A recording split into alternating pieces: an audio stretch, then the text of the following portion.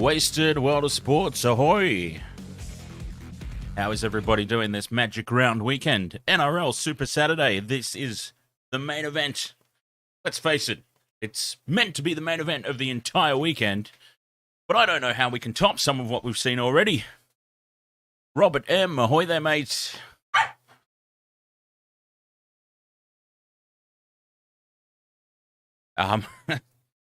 That's Alara, or Falcor, as you guys know her. She's got her ball stuck in the lights behind the thing. Anyway, yes, Robert, how are you doing, mate? K Skull M, ahoy, welcome. What a game we just saw. See, I do this every single weekend without fail. I look through the schedule and I pick out the games that I want to stream. I've had this one picked out for a long time. Pretty much since the season kicked off, I've had this one picked out. We are definitely doing the Storm Panthers game. But I go through the list every weekend, and I kind of look and go, okay, this game, that game, yep, this one could be a little bit of fun. I looked through the list of the Magic Round games, and I kind of went, there's nothing too exciting here, to be perfectly honest, today. There's a reason why I think they've put the Storm and Panthers on Saturday night, headlining with these other crap games in the lead up to it. Crap games. So I thought, I mean, even the first game, the Warriors came back at the Rabbitohs far too late. Way too late. They left the comeback way too late. But that's just the Warriors being the Warriors, isn't it? But to end up within 2 points, and that 2 points difference was a Damien Cook 2-point field goal in the 73rd minute. Absolutely incredible. Okay, oh my goodness, she is destroying things here. I'll be right back. I'm about to move backwards into the scene, so I better make sure that my pants are up properly. The last thing we want to do is for me to go back there and bend over and have my ass crack exposed to the entire stream. So, okay,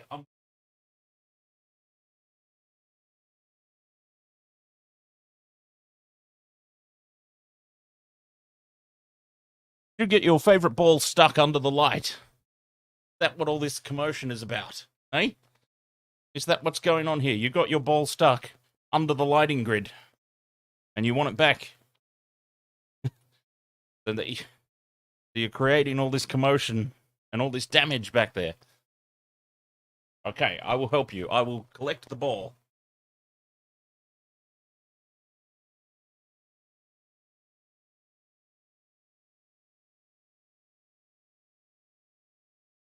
Yeah, so this is Alara's favorite.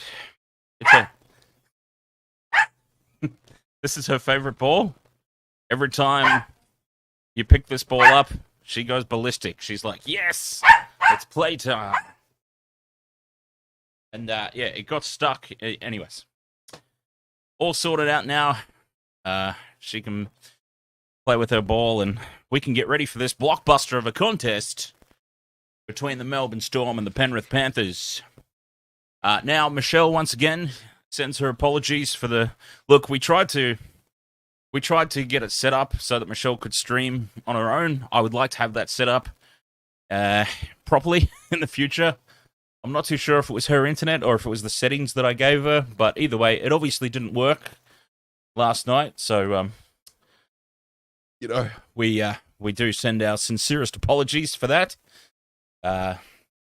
But at least we gave it a try, and hopefully she gets some games in on her own in the future, because she watches the AFL as well. I wouldn't mind seeing some Aussie rules streams on the Wasted World of Sports if she feels particularly up to it, but we will need to look into that a little bit further, suss out if it was her internet or if it was the settings that I gave her.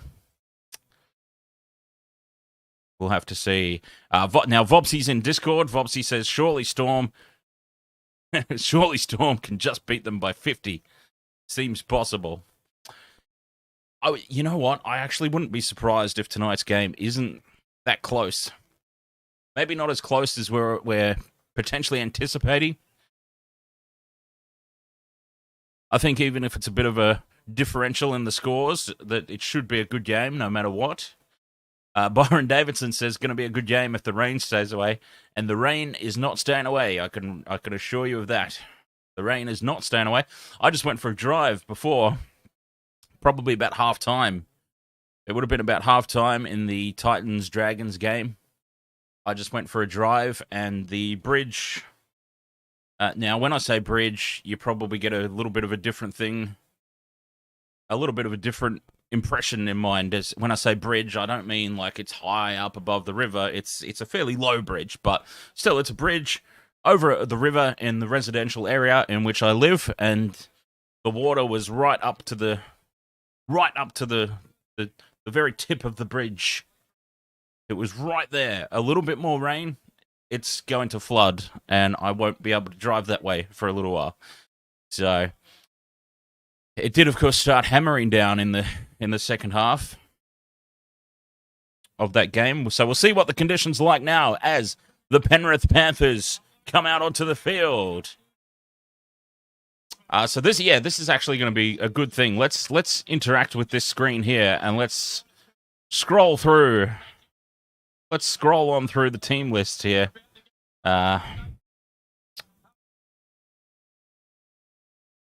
Which I'm not actually able to do for you, but okay. So Wishart is playing fullback for the Storm.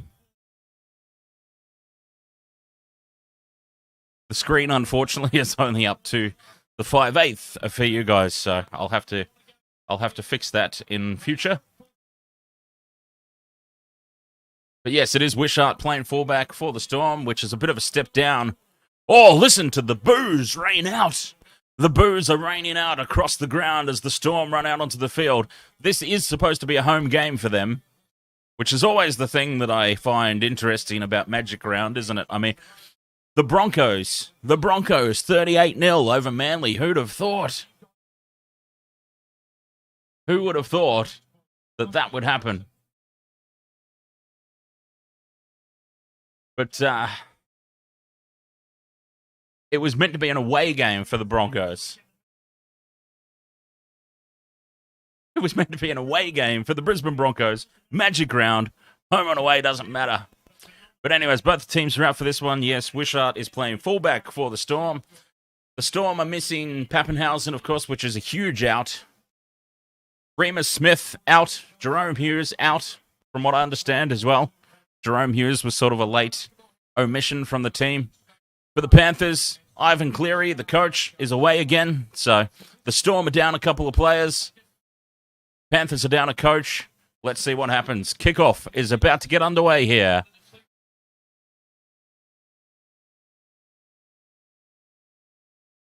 Oh, and they've let it bounce from the kickoff, and Jerome Luai is crunched. You don't let the kickoff bounce. And the Melbourne Storm have started with insane amounts of aggression here in this game. Whoa, Harry Grant looks injured. Imagine they lose Harry Grant very early in this contest. What that would do to things. And after those first couple of tackles, the Panthers just start to get a little bit of go forward in this set of 6. The opening set of the game. And they get through it all A-OK. The Panthers plug it down, take it on the full. Here we go. Tyron Wishart playing fullback. This is his first run back. And he's been stripped. There's a lot of guys in the tackle.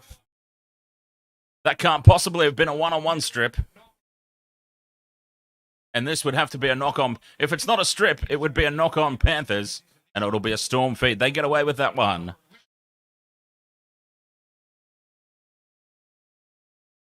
So what's going on with the Melbourne Storm and all their bleached hair at the moment? Was there a bet going around the changing room and all the guys with the bleached blonde hair lost the bet? I'm not going to lie, they look ridiculous. Harry Grant is in trouble because this... Oh, he's got a big shiner too. Look at that. Got a massive shiner there, Harry Grant. And this game has started with all the intensity that we were anticipating. It's not letting us down so far. It is, of course, 2 minutes old, but It's not letting us down so far.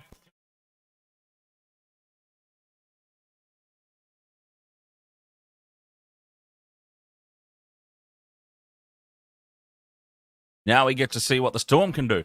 Can the Panthers put the same intensity into defense that the Storm did in that first set? But anyways, I haven't got through all the chat room. Welcome along, everybody. Vobsy, Robert M, Byron Davidson, Trevor Daly, K Skull M, of course. Welcome. Nice to see you all. Bleach got swapped with the shampoo in the showers. Lads got pranked. You know what? I wouldn't be surprised if that's true, because we know that the Storm are quite the team of pranksters. Oh, they've let it bounce. This bounce. Oh, you should have let it go, you goof. Anyways, easy for me to say, standing here, not involved in the game in any capacity other than commentary. But I feel like he could have let that bounce. Instead of 7 tackle set. Hey, James, ahoy. How are you there, mate?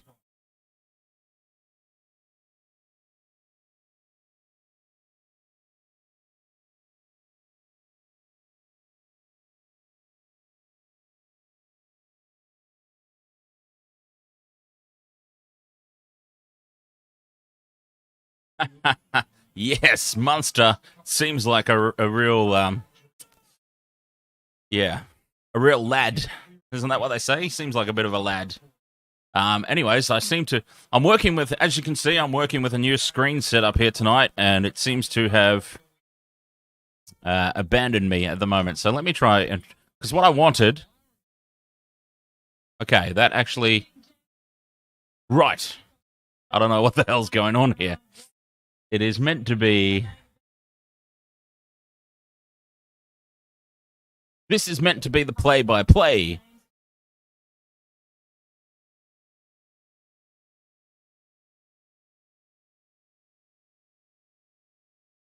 Anyways, let's not get bogged down with it. I'll try not and...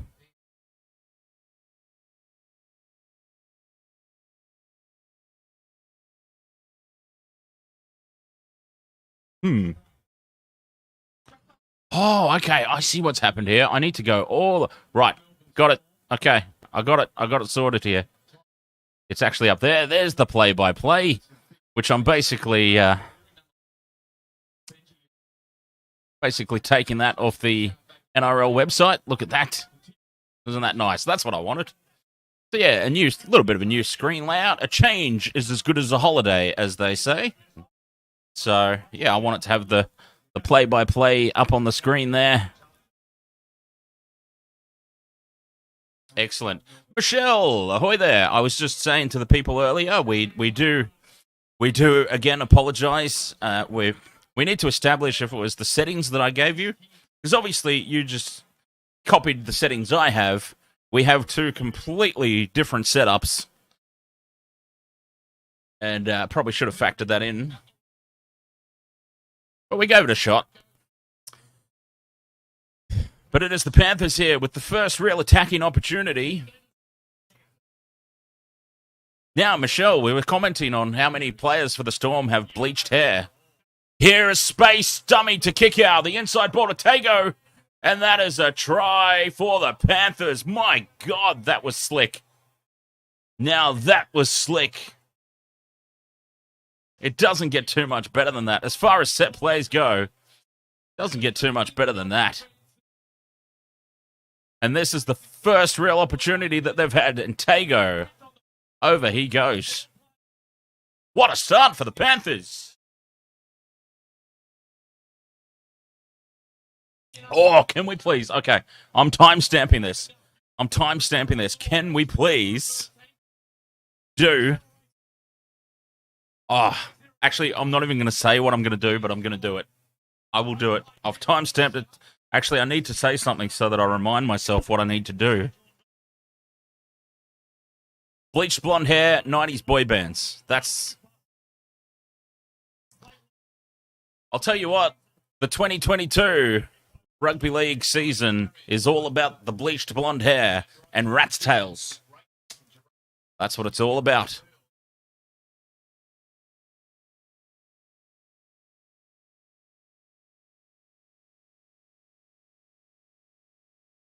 Okay, there we go. I did have my screen set up properly before. Apparently, it just takes a little bit of time for the screen to fill up with events. All right, I'm going to have to really do something about that.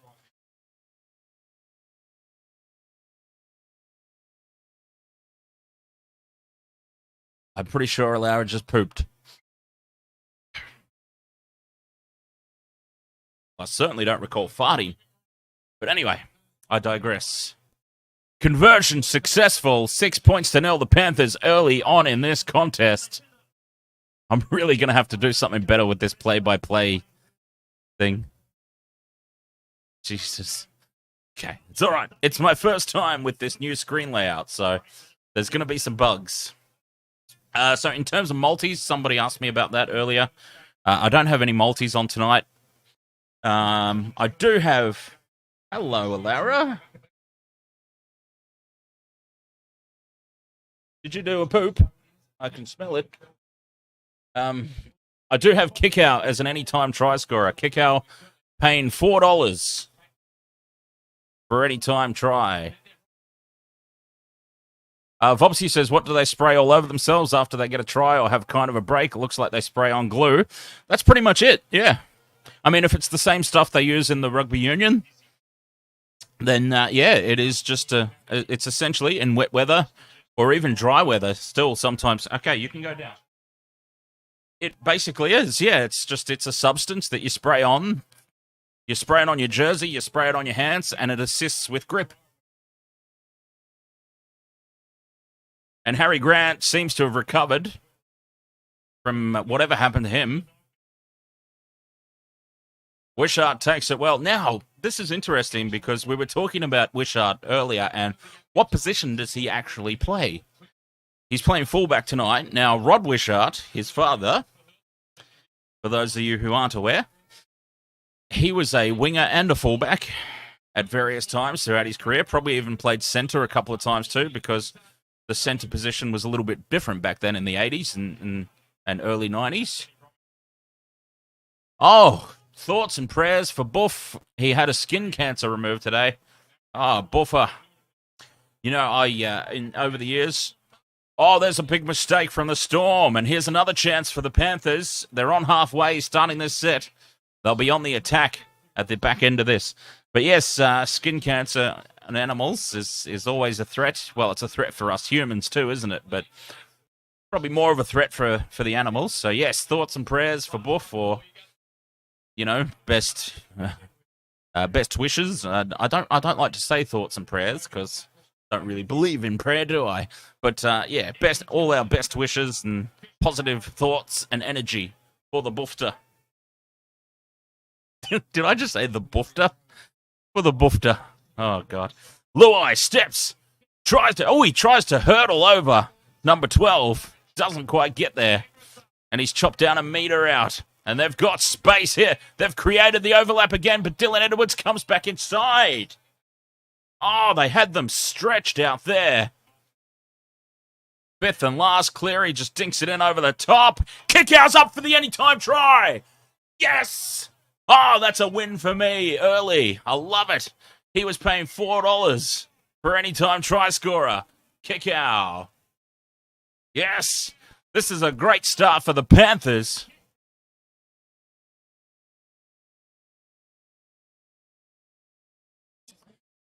Venom, CODM, I've got some advice for you then, mate. Subscribe to KO. Go get yourself KO, mate, and then you can watch the game. In the meantime, anytime try scorer. Kick out. Try time. Oh, did he get it down? Yeah, he got it. He got it down. He got it down. That's a try. What a start from the Panthers.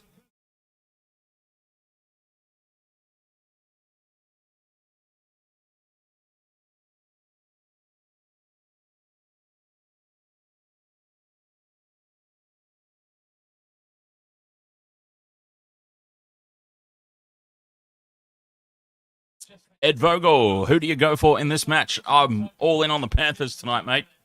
All in on the Panthers.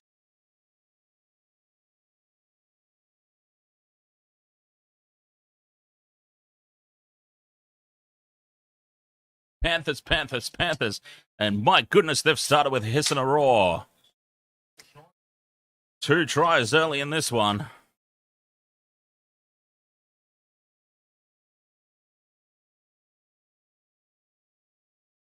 $12-0. Cleary converts.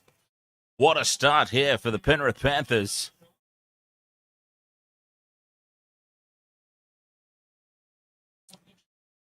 That was pinpoint perfection from Nathan Cleary on the cross kick and kick out.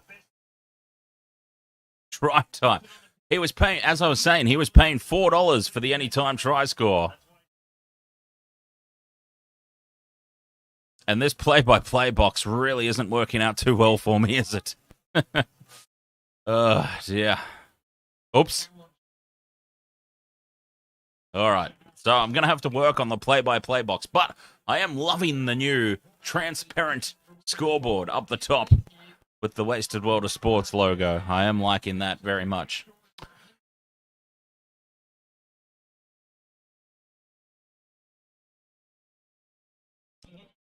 And look at they've got their tackles up now, the Panthers rampaging up the field. Tackle 3 and tackle 4, they're going to be inside Storm territory, just. And that's Liam Martin up over the halfway line. Byron says, is it just me or did one of the Storm players have a ripped shirt? Quite possibly so. There's been a lot of aggression early. Oh, the Storm, lack of communication there. And that's what happens when you have a brand new fullback in the team. Communication breakdown there. But they just got it sorted out in the nick of time. And I've never seen the Storm look this vulnerable. Now, obviously, they're missing Papenhuyzen. They're missing Jerome Hughes. That's 2 important cogs of their spine that are out tonight. But they look so headless at the moment.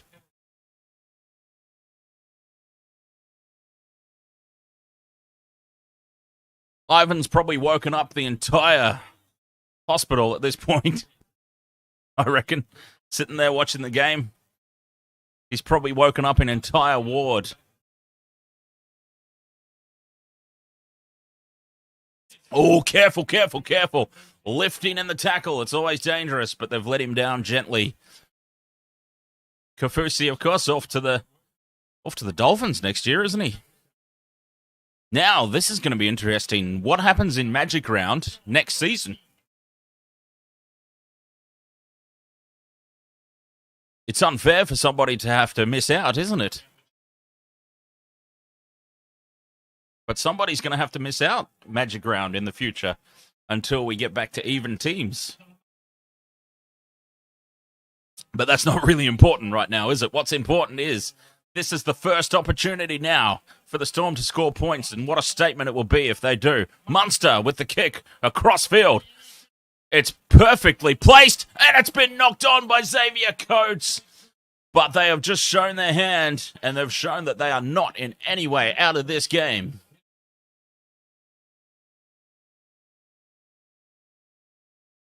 They're still in this because that was their first attempt, their first attacking play, and they very nearly came away with points.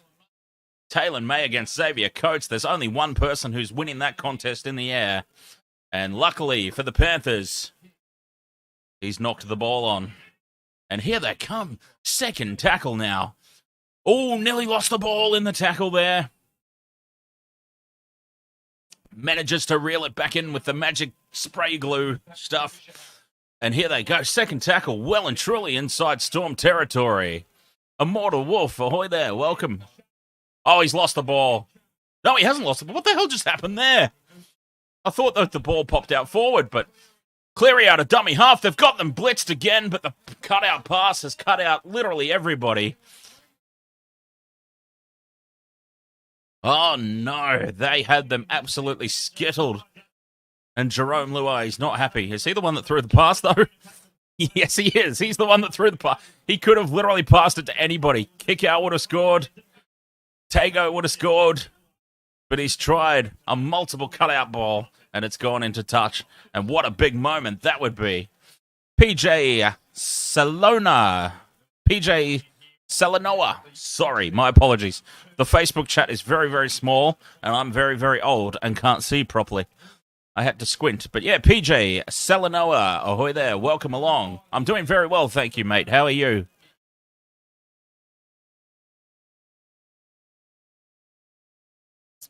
So yeah, last night, the Broncos 38-0. Who'd have thought? I was following along the play-by-play while I was at the Ross Noble show.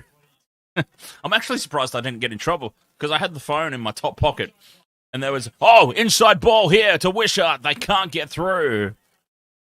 Fifth and last for the Storm. I'll come back to that story. A high looping ball from Munster. They're letting it bounce. The Panthers really need to stop letting the football bounce. No, a pass in wet weather in the end goal, and they've broken away. That was a risky play, high-risk play for limited reward, and stripped by Munster. He's good at that, isn't he, the son of a bitch? He is such a... Cameron Munster is a fantastic stripper. Let it be known.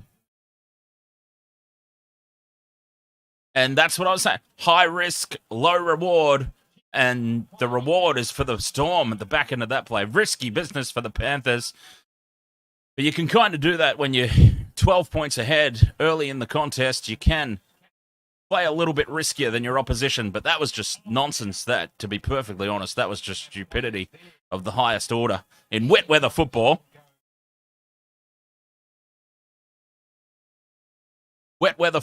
you take your medicine in some instances. You're 12-0 up. You don't need to be playing catch-up footy like that. Harry Grant out of dummy half. Offloads. There's Munster again. Munster with the early kick. Oh, they've got them blitzed here, and that's a try for the Storm. Wow, we are in for a good contest tonight. Try time. Melbourne. 12 points to 4. Kick to come from out wide. This is where it all started. This did not need to happen. Just take your medicine there and do the dropout. Instead, they try and run it back. Munster's just lurking back here and goes, I'm a fantastic stripper. I will take that, thank you.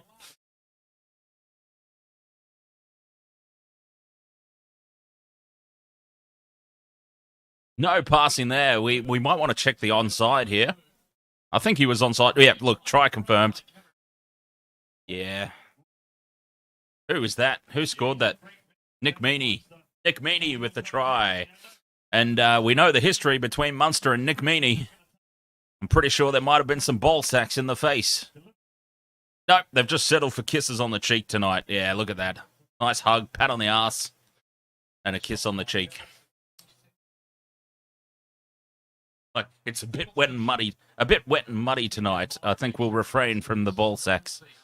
So I was at the show, of course, and Ross Noble, and there was very specifically an announcement made at the start of the show by Ross himself to not use mobile phones at all during the show, because obviously they don't want video footage leaking out and everything.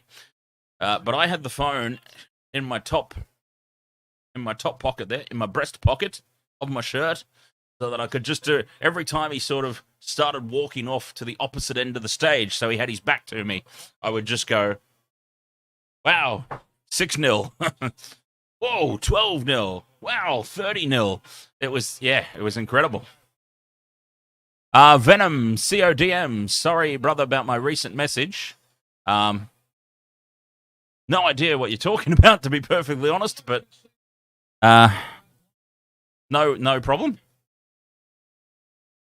Munster genius. All he did was kick the ball to an unmarked man out wide.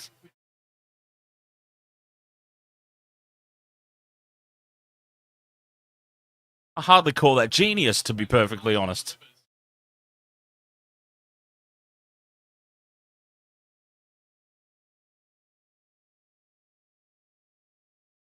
$12 points to 6. The conversion from out wide is successful. Nick Meaney scores the try. Nick Meaney converts the try. We've got game on here. Oh, Venom's the one that asked to watch the rugby. Oh, really? Oh, okay.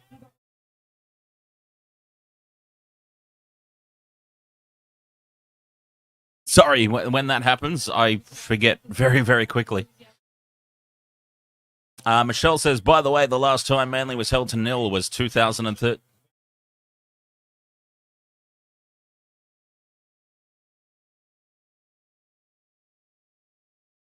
Sorry.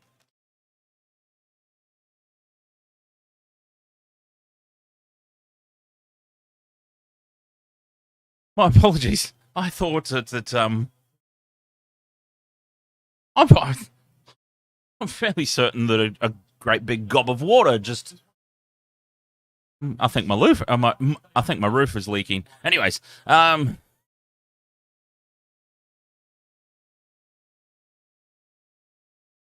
Manly looking not so manly. They're looking terrible, aren't they? I'll tell you, a couple of teams that are really surprisingly crap this season. Well, the Bulldogs are probably the most surprising for me. I mean, they recruited so many players. Yes, Michelle. Michelle thinks they only recruited one player. But yeah, look, they brought in an entire... Oh, what a risky pass! And it's been swooped on here for the Storm. Cooper Johns flying out of the line and picking up that ball. And they are now hot on the attack. Oh, and it's a forward pass out of dummy half. And the most surprising thing out of that is that it was actually called.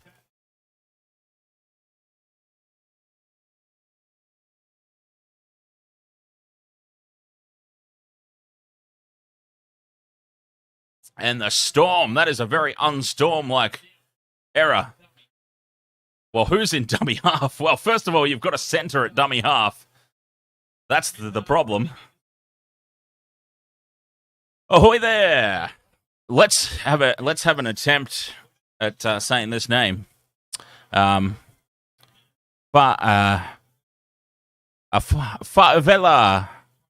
I'm sorry, I'm really going to screw this up, and I do apologize in advance. But I'm going to try. I'm going to very respectfully try and say your name. Favela Agali Gafo. Tuning in from Samoa.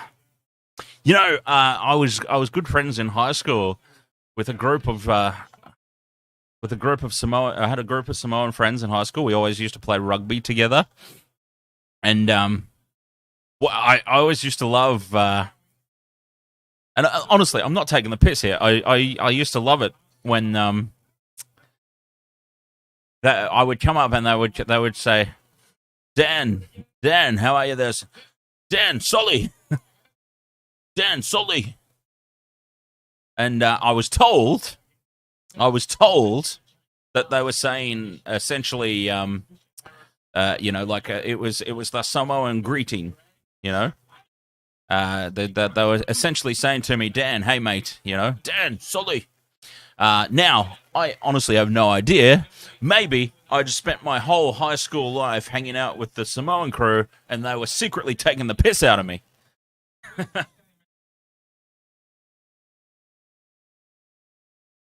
And I would be none the wiser.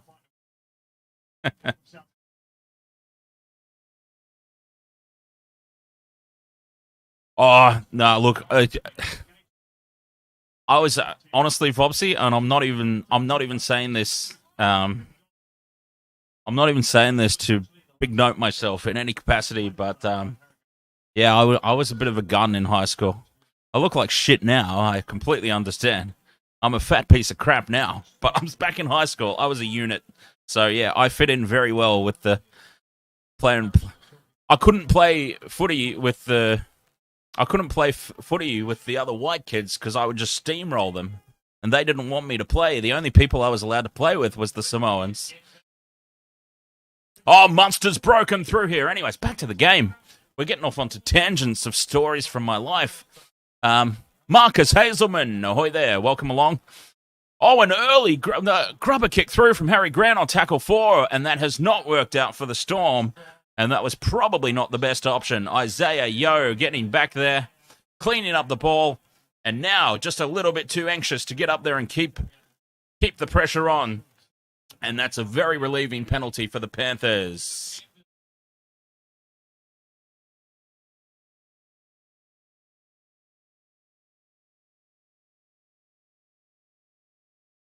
We actually played Oh, God. I feel so bad about doing this now, but we... All right, I'll tell the story at halftime. We need to concentrate on the game. There's only 15 minutes left in this first half, and it's been enthralling stuff so far.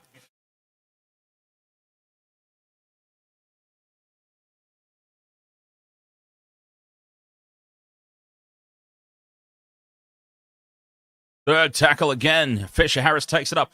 Panthers are back into Storm territory. This is a very back-and-forth contest as far as territory go. I would love to know the stats. We will definitely be taking a close look at these stats at halftime.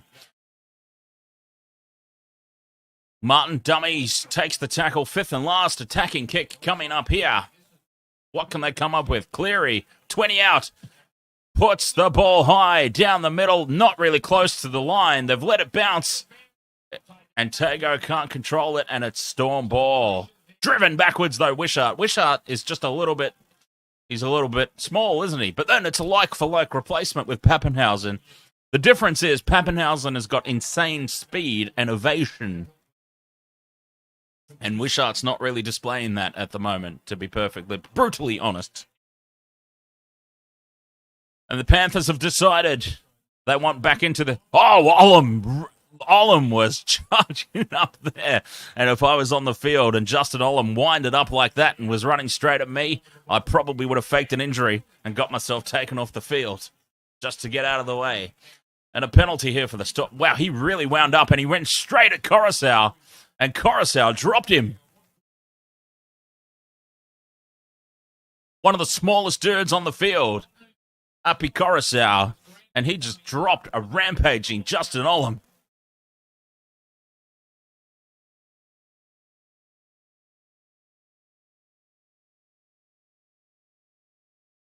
Penalty to the Storm for something. What was that for? What's it say? Oh, offside. No, that's something else. Late tackle. There we go. A late tackle by James Fisher-Harris, apparently. Penalty Storm. A penalty for breathing. Michelle really doesn't like the Melbourne Storm, in case anyone hasn't noticed. I actually don't mind. I don't mind anymore. My hatred is more sort of towards the Raiders and the Eels. They've got, oh, what a genius pass by Munster. And I'm being sarcastic, of course. Sorry, for those of you who can't see the game, it was actually a dreadful pass. I'm just taking the piss out of the fact that the commentators on Fox Sports seem to think that Cameron Munster putting his pants on in the morning is genius.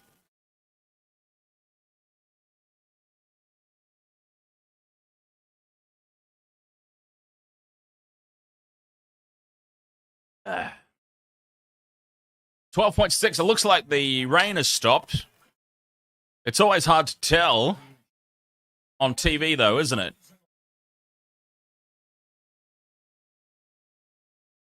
Oh, To'o rampaging up the field. Gets away from two. And is finally dragged down. 20 metres out. Tackle 4. Playing wide, Luai with the little goose step. Inside ball to Tago. And he's dropped it. And now Brandon Smith, the other member of the boy band, is away.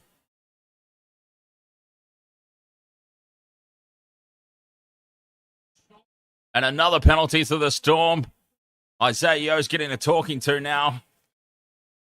Storm are starting to get all the penalties.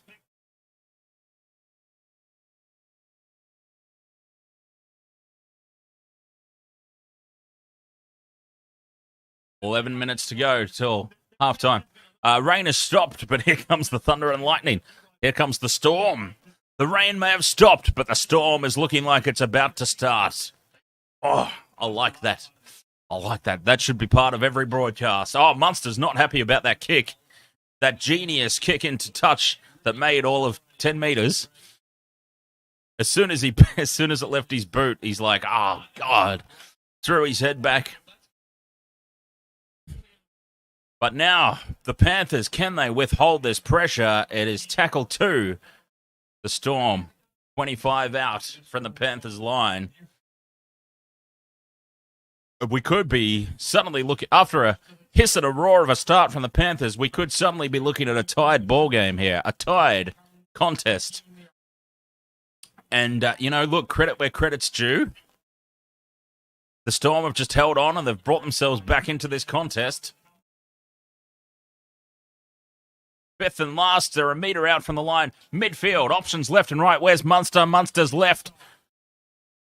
Oh, and a bit of Olam was copped high there, and that will be a penalty. Penalty. Do they take the 2 or do they keep the pressure on? A little bit of a high shot there on Justin Olam. But I tell you what, in all honesty, if a high shot's going to do no damage to anybody in the entire NRL, it's probably Justin Olam. Let's be honest.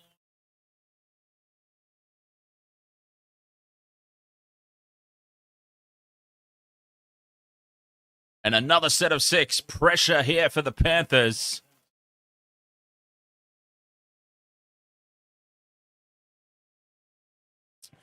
Kafusi on kick out, 1-on-1. What a contest that is. Tackle 2. Just 5 metres out now. They're keeping it in the midfield here. They're just under the post. 5 metres out still. 2 metres. Who cares at this point? Olam offloads, and he offloads forward and straight into the waiting arms of Brian To'o. And the Panthers do survive, and that was uncharacteristically, if I can speak and say that, uncharacteristically impatient from the Storm there. And a penalty to the Panthers for crowding the play the ball area, and that is the definition of relief.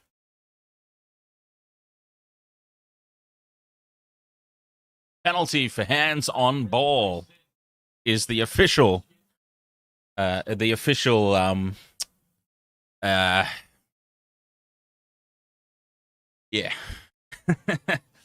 And Cleary's not happy with his kick to touch as well. Very difficult kicking conditions here tonight, of course. It is still raining.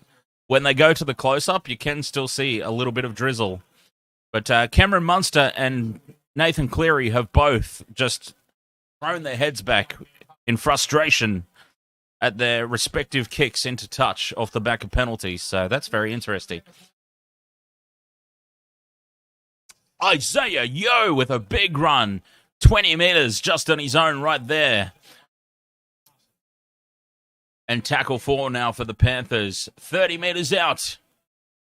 Midfield. Jesus, they're not 30 metres out. They're 10 metres out. They're even closer than I realised. And Kekau takes it up for tackle 5. The kick will be going cross-field to the right-hand edge of the field. Cleary's in position. Doesn't kick. He runs it. Yo on the wraparound. Back to Cleary. Out wide to Crichton. Crichton's been collared by Olam. And if it's a penalty up the other end, it has to be a penalty here. It can't only go one way.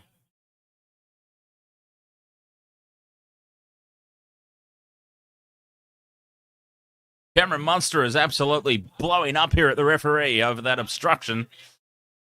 But he stopped. Isaiah Yeo stopped because he knew that there was obstruction. He stopped. He passed the ball back. And that's got to be a penalty. Oh, he's knocked his teeth out. Did you see that? It's actually his mouth guard, but, you know. 6.5 minutes to go till halftime, and it's the Panthers now that can apply the blowtorch to this Storm defensive line. Can they hold up? Oh, somebody's hurt. No, he's not. He was just staying out of the way. The cheese was just staying out of the way there. I think Stephen Crichton's okay. He had his teeth knocked out in what was honestly a questionable high shot upon viewing the replay. Looking at it live, it looked like a coat hanger. Oh, there's space here. Crichton steps back inside, takes them on. Can't get the ball down. Oh, don't tell me it's Cameron Munster in under there. Oh, he is a pest. He is an absolute pest, Cameron Munster.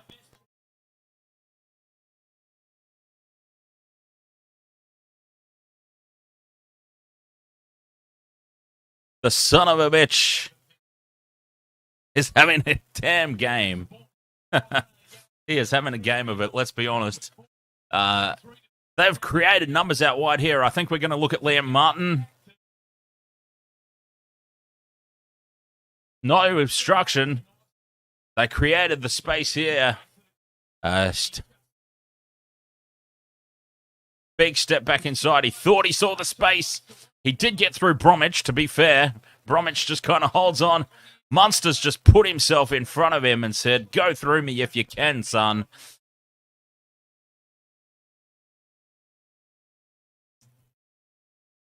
Oh, there's a shoulder to the face. We could have a problem here.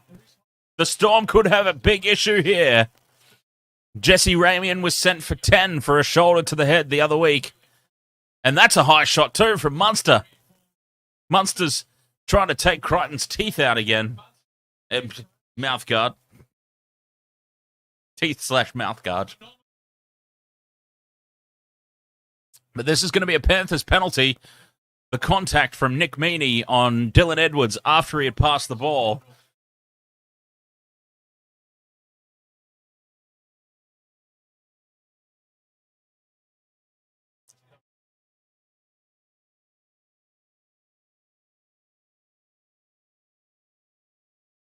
Well, Jesse Ramian got sent for 10 last weekend for that exact thing. So, do we want consistency? We don't want consistency because this is the NRL. It's on report. It's a penalty to the Panthers.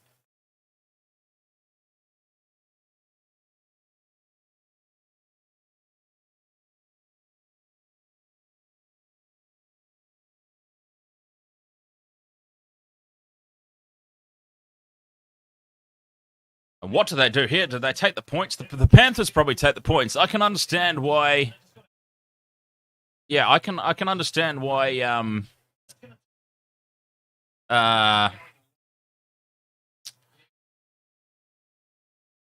Storm. I can understand why the Storm have not taken the points in their opportunities.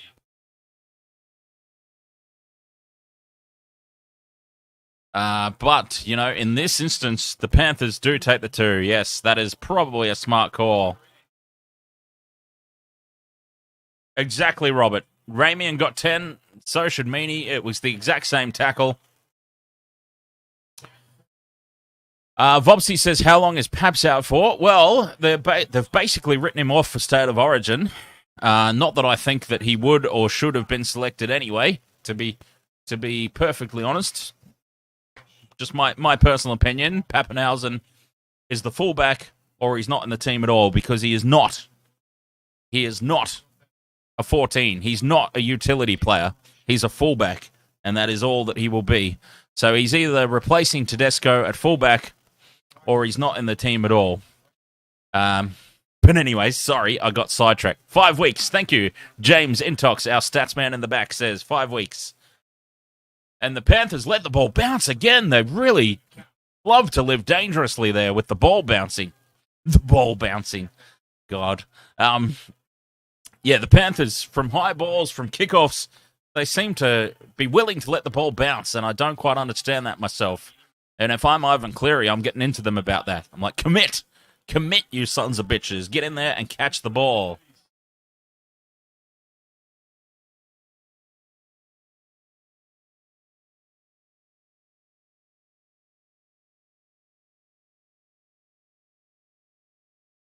Isaiah Yeo looking threatening every time he touches the ball. Fifth and last, Luai with the kick this time. He puts it high. They're all flying through here. Oh, Wishart's made a mess of it, and this is a try. Tago gets his second. Wishart has just dropped it cold, and that is where you're missing Ryan Papenhuyzen. That right there. The kick chase pressure. A new guy at fullback, and he can't handle it. Papenhuyzen would absolutely have taken that. I have no doubts that Papenhuyzen would have caught that ball. Try time for the Panthers. Tago gets his second. It's 18 points to 6. Kick to come.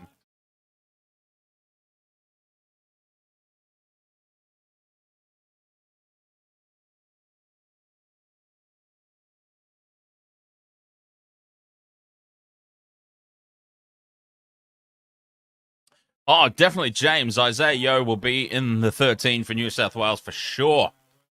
I mean, he's probably one of the first names on the team sheet, to be perfectly honest.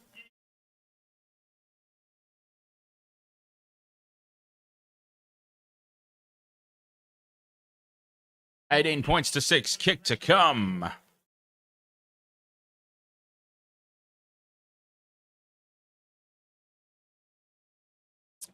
Oh, that's a big mistake. That is a big, big mistake.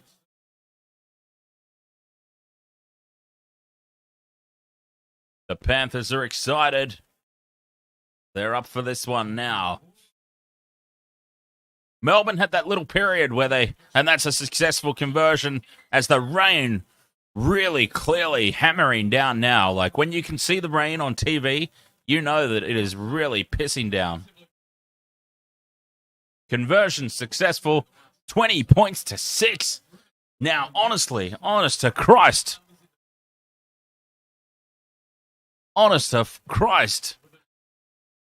who saw this coming? Who thought that Panthers would be taking a 14-point lead into halftime?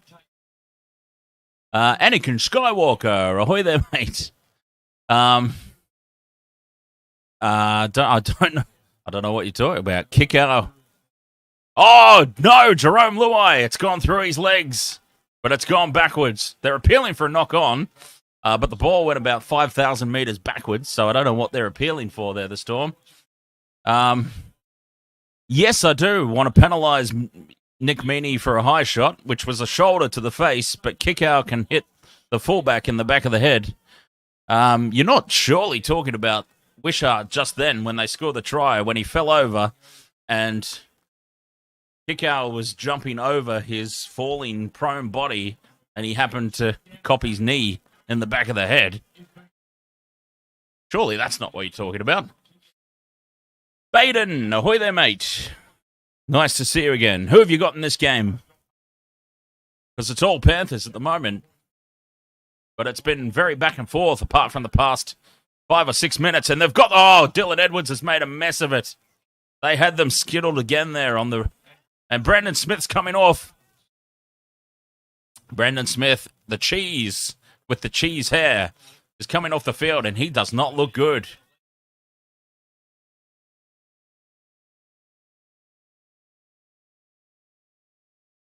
He is not looking good.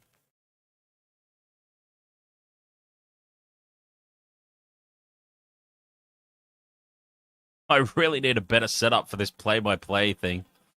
All I wanted to do was try something new. That's all I wanted to do. Just try out something new, have a little bit of a play-by-play on the screen. And there it is, halftime. Penrith have said, yep, we're happy with this. We're happy with the 14-point lead.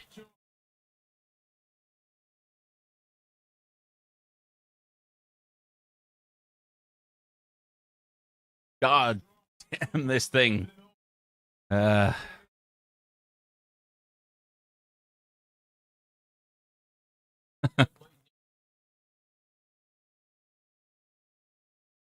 we go. That's looking better. That's how it's meant to look. Anyway, sorry. I've really distracted myself with... I find that I distract myself with things that aren't really that important. Such as the play-by-play box being pixel perfect next to me, with the little gradient down the bottom that sort of fades into the grass. And I get myself distracted with things like that. I really do. Wow. So, 20 points to 6 at halftime. The Panthers...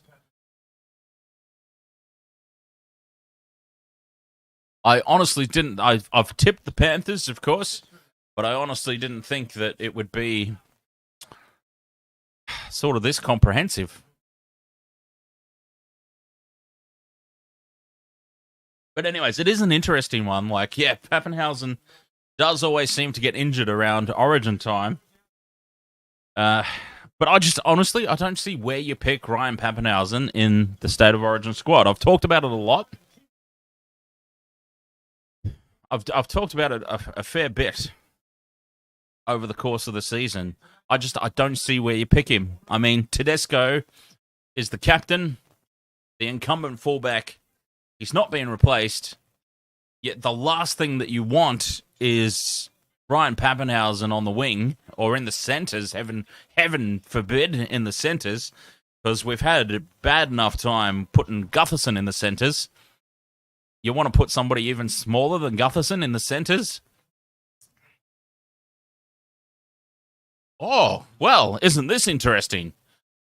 Stop jerking, find a girl, and have your way. Gotta love spam messages.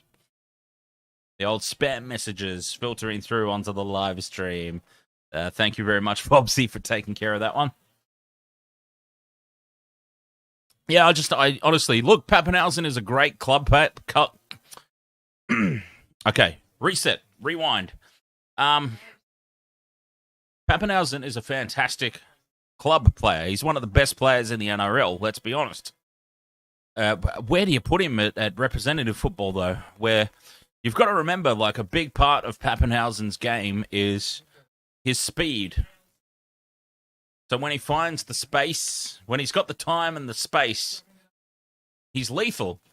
Like, he can blitz around 3 or 4 guys on the outside, score in the corner, for example. You know, you can't do that at Origin level, because at Origin level, you've got the prime players of the game all together in one place. The time and space is just not there.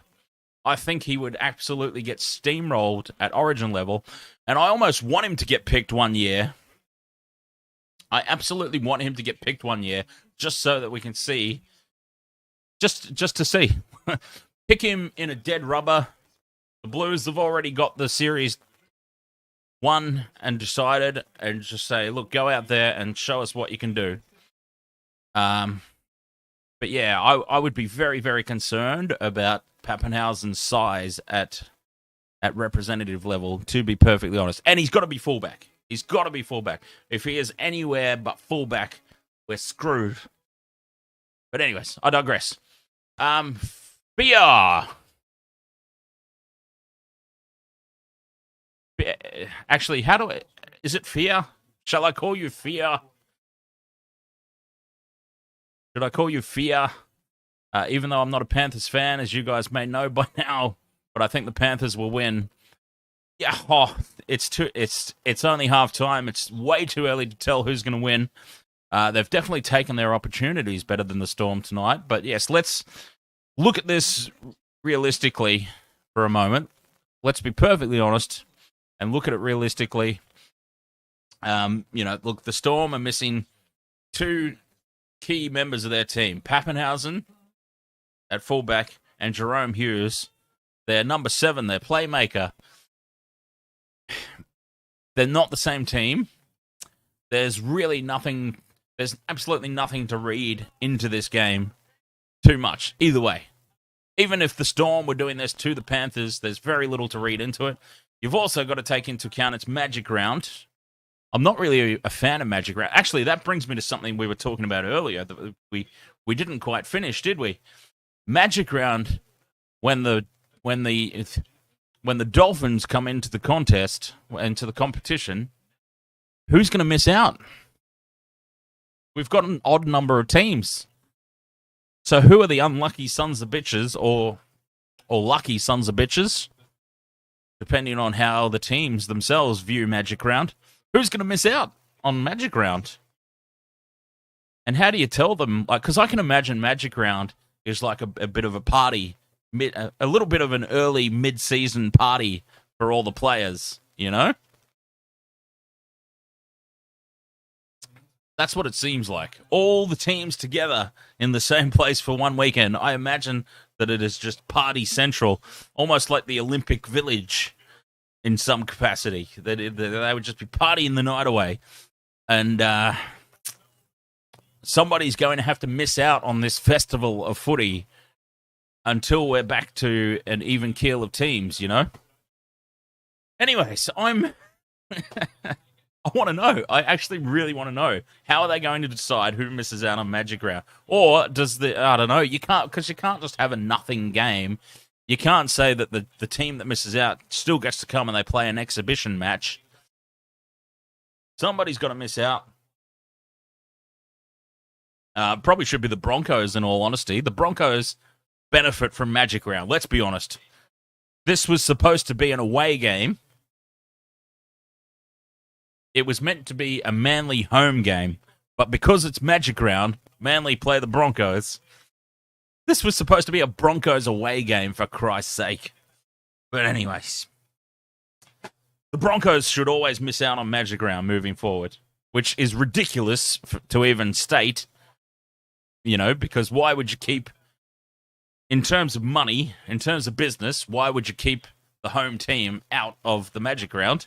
Ridiculous statement, but in terms of fairness of the competition, unless it's a Broncos home game that is on the schedule, then they should not be part of Magic Round. Anyways, I just like to have controversial opinions. So I'm very interested now to pop in here and check out some statistics. Let's see if my screen works. I actually don't know if my screen's going to work. I'm afraid to touch it. But yeah, let's try and get some stuff up on the screen here, and we'll just see what happens. Let's see what happens if I interact with this live. And let's have a look at team stats. That actually worked quite nicely. All right, so let's have a look at some statistics. Panthers winning the possession stakes at the moment.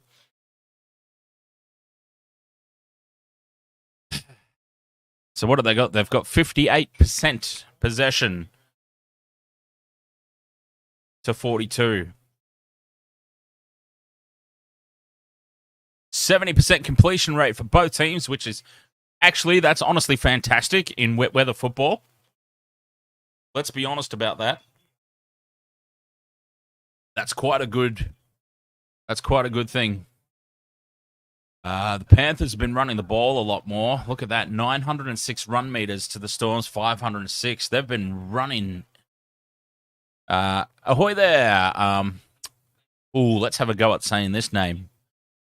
Can I just call you Waka? Can I call you Waka for short? Because I don't want to. I like to at least attempt to say people's names, but I also feel very offensive if I get them horribly wrong, and I'm sure to get that wrong. Storm's got to up their game, definitely. An intense first half. The intensity was huge, wasn't it? And the Panthers, I think this is a big stat. Pronounced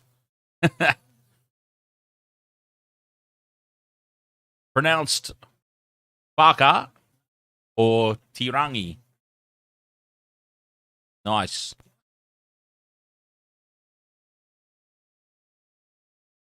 I think the running statistics. Oh, I'm down on the passing. Sorry, I've gone too far. That's what we want. Look at the runs. 100 runs to 62. 906 run. Pretty close. I'll take that. You know what? Honestly, the way that I butcher people's names, I will take pretty close. All the run meters, 906 to the Panthers, 506. Storm. That's a big differential there. For a top-of-the-table clash, you would expect parity on a lot of levels. So what you sort of need to look for to justify a 14-point differential at halftime, forget about the outs. Like, obviously, the Storm have got quite a few very important players out of the team. Ahoy there, Ashley Uxie. You honestly thought the Storm would do better? Well, look, let's look at this realistically for a second. The Storm are missing Jerome Hughes. Jerome Hughes has been on fire this season so far, let's face it. As far as all the number 7s in the competition, all your halfbacks in the competition, Jerome Hughes has been playing really, really well.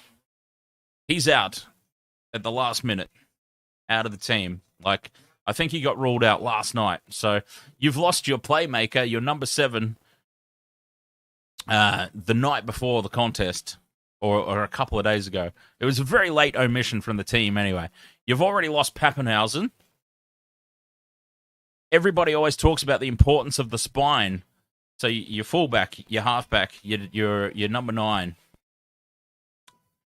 Those are the key players in your lineup, and that's what you try and build a team around. Your 7, your 9, your number 1. And they're missing a 7 and a 1. Harry Grant took a bump early. He has not looked 100% all games so far. So even he's not 100%. So that's pretty much your entire spine gone in some capacity. Harry Grant has not been playing a very Harry Grant-like game. Now, whether that's the hit that he took early in the contest, when it looked like he might even come off. But yeah, look, they're missing some key ingredients to this lineup, and it's starting to show. Post-contact meters is another big one. Look at that. The post-contact meters, 307 to the Panthers, 185 to the Storm. Panthers, they've had more aggression on attack. I mean, every time I looked up, I have to look away from the screen. I like to be very interactive, as I'm sure you guys know. I like to interact with the chat room. I have to look away from the screen briefly to see the chat rooms over on my other monitor. Every time I look back, the Panthers are in Storm territory. So they're definitely making more runs, more run meters, more post-contact meters. 2 line breaks to 0. That's a big one. And here we go. Look at this. Let's scroll down. And as I was just saying, look at that. This backs up what I was literally just saying. 34 tackle breaks by the Panthers, the 14 by the Storm, and an average set distance of 45. So the Panthers are basically running a set of 6 over half the length of the field every time, on average, to the Storm's 25. So the Storm are basically only running half the distance that the Panthers are on an average set of 6. And that's all leading to a 14-point differential in this contest. So Brandon Smith is on the field for the second half. The teams are coming back out now. It is hammering down the rain. You can really see the rain now on the live coverage. You can really see the rain hammering down.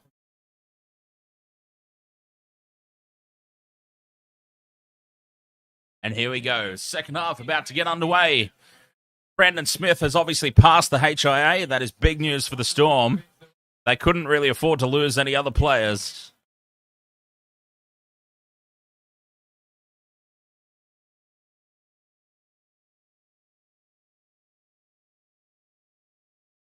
And here he is, taking an early hit up.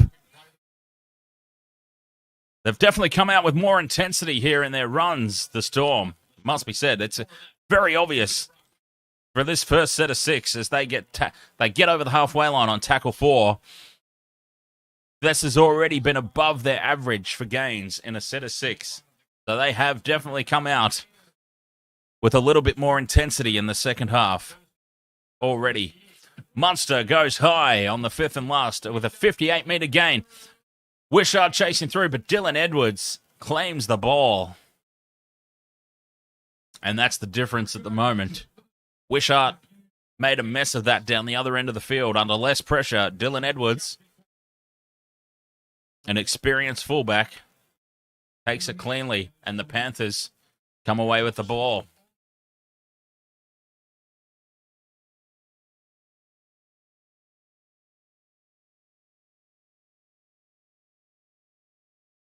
Coruscant out of dummy half.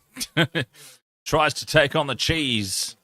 but he's slammed down. Fifth and last. Cleary with the high ball. Down around the 10-metre line. Can Wishart take this one under no pressure? Yes, he can. But there's a wall of pink jerseys in front of him. There's nowhere to go.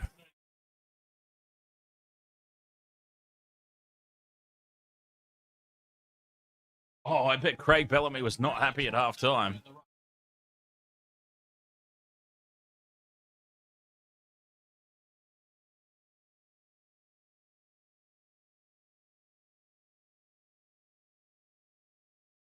Karma Chameleon with the hit up. Oh, what a dummy there from Harry Grant. Okay, he has got himself together at halftime, apparently. Dummies and runs. And it's another above average set of 6 for the Storm to start the second half. Edwards juggles, but he reels it back in. And a little bit of a fright there. A momentary fright for the Panthers. And the Panthers just haven't come out with the same intensity here in the second half. You would hope, only 14 points clear of this Melbourne Storm team, that they have not shut up shop. And you would hope that they're not just playing for the win now, the Panthers, just to conserve this lead. Because if you're playing to conserve a lead this far out from full time, you are flirting with danger.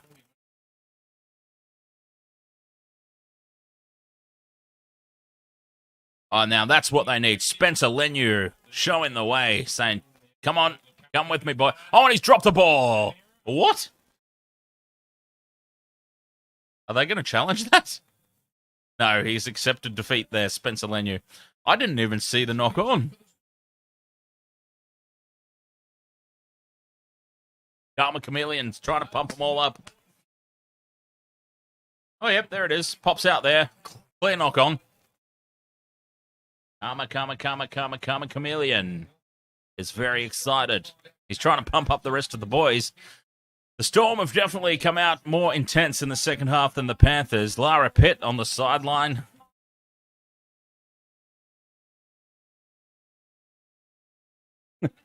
Sorry. An extremely creepy smile there.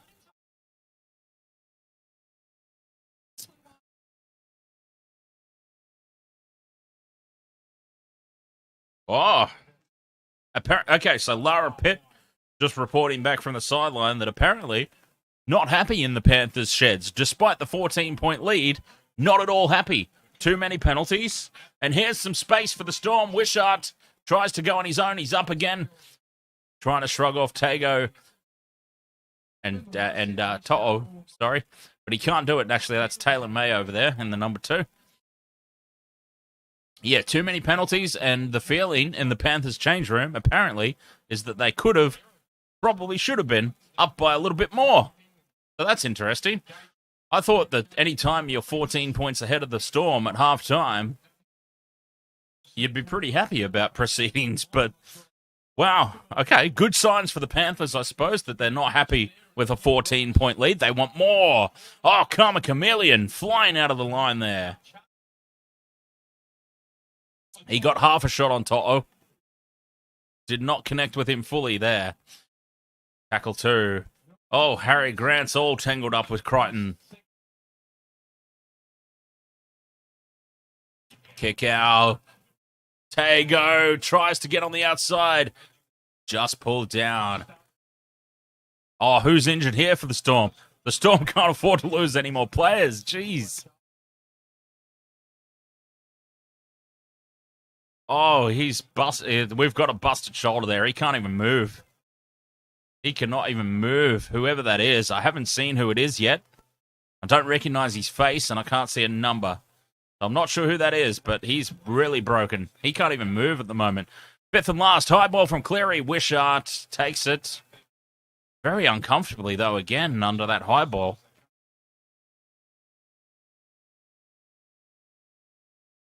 Kafusi's got his hands on his knees. What was he doing there? I don't know what Kafusi was up to there. He was just sort of meandering around in front of the play. Not sure what that was all about.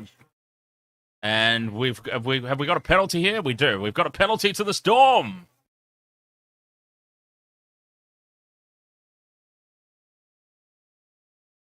Oh, Xavier Coates is having a little rub of his crotch there, I think. No, his upper leg. His groinal region.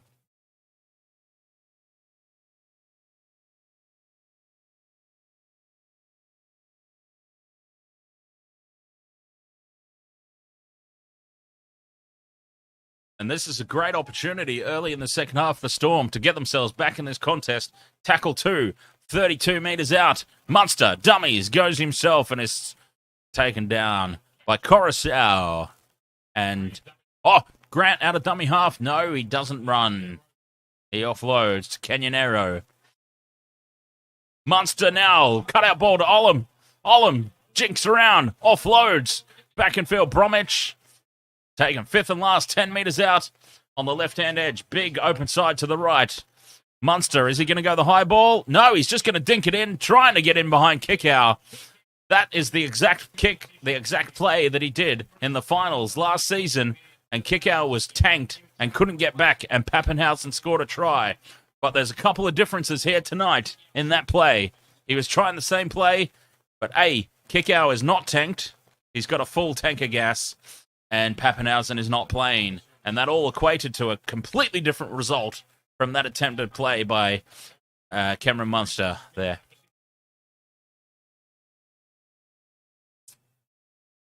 Panthers bringing it out of danger now. Just a settler of a set of 6 here. Dylan Edwards brings it up fifth and last. They're inside their own territory. And I cannot remember the last time that the Panthers ended a set inside their own territory. A kick from inside the 40 from Cleary. They've let it bounce. Wishart's let it bounce. That's dangerous. Oh, that's dangerous. From inside the 40, Cleary kicks. And Wishart has let it bounce so close to the sideline. And that could have bounced and turned into a 40-20. That is surely an obstruction that they've got away with there, the Storm. But, and Crichton's been taken out from dummy half as Olam rampages forward, and the referee has finally seen that Crichton was taken out from dummy half, and it's a penalty to the Panthers. Now, do they take another 2 points? Oh, God, I'm excited. Do you take another 2 points? No, I think at 14 points ahead, you keep the pressure on. You keep the blowtorch on. An extra 2 points at this stage probably doesn't benefit you. Plug it into the corner and keep the pressure on. That's what I say.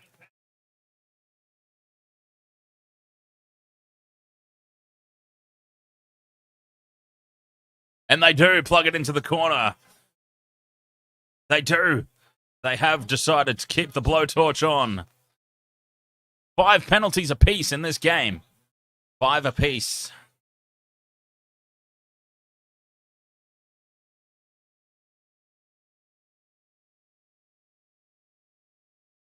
Isaiah Yeo floats it out the back to Cleary, puts it inside to Liam Martin. He's a metre out from the line. Well, a little bit further, but who's counting? Oh, Isaiah Yeo Sorensen sets it up. It is 6 again for inside 10, and it's tackle 1. The pressure continues. Isaiah Yeo keeps it close to the posts. Options left and right. Kickout runs decoy. It's tapped on by Jerome Luai.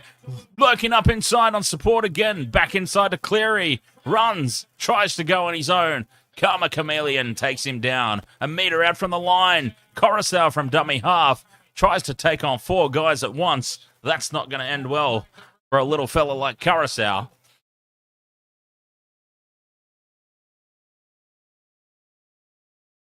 Fifth and last.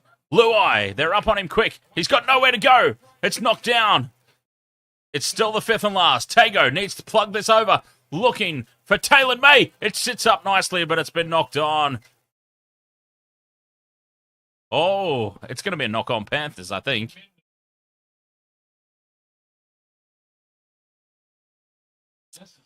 No, apparently there's been no... Hang on, we need to have a look at this, I think. Tago just dinks it in. Ooh. Was it touched, or does Xavier Coates just thrown this over the dead ball line, and it's going to be a dropout, a set restart. Not a set restart, a set repeat for the Panthers here. What a great result for them.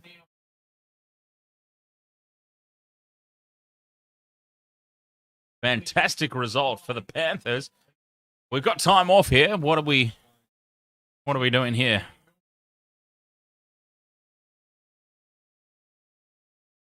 Oh, HIA. Bromwich is off for a HIA. That's what we've got time out for.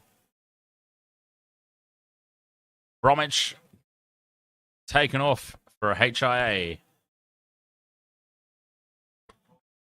Oh, he copped a... He did cop a bit of a hit there. Yep, he copped a little bit of a hit there, Bromwich. What a shame, says Michelle. About Bromwich, I'm guessing. Set restart again. 6 again for the Panthers. Inside 10. And they are really applying the blowtorch here. They want to end this here and now.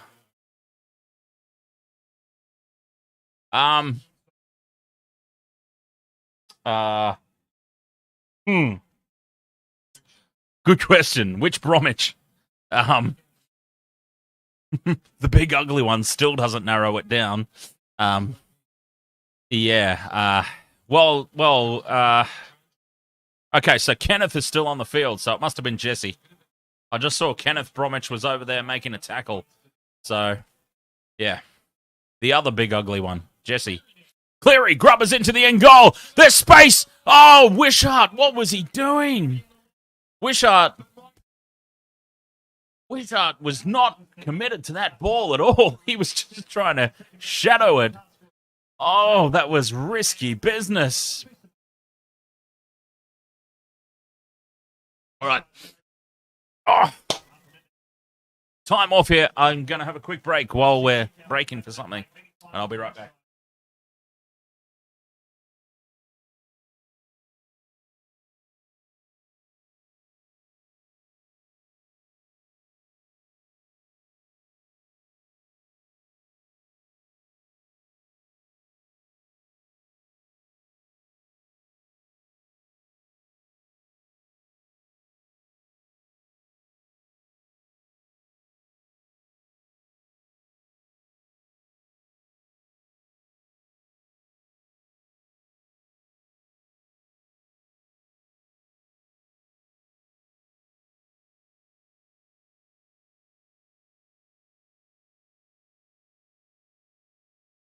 Okay, I did miss one tackle.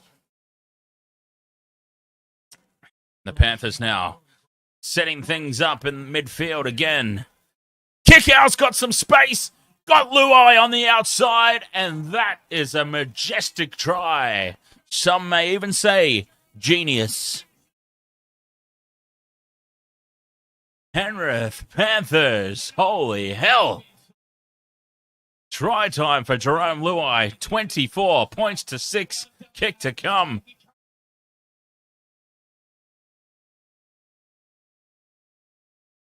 Cleary threatening the cutout ball, but he went short to kick out. Drew in the defenders. Luai was lurking up in support off his left-hand shoulder. Try.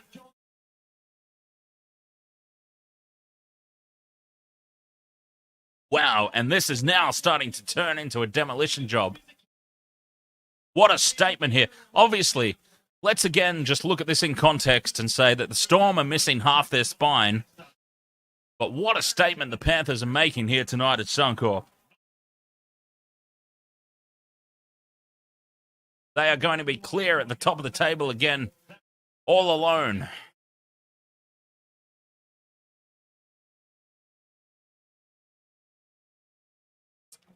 Why are they drinking from water bottles? It's pissing down rain. Just put your head back. You could constantly have a water break when it's raining this heavy.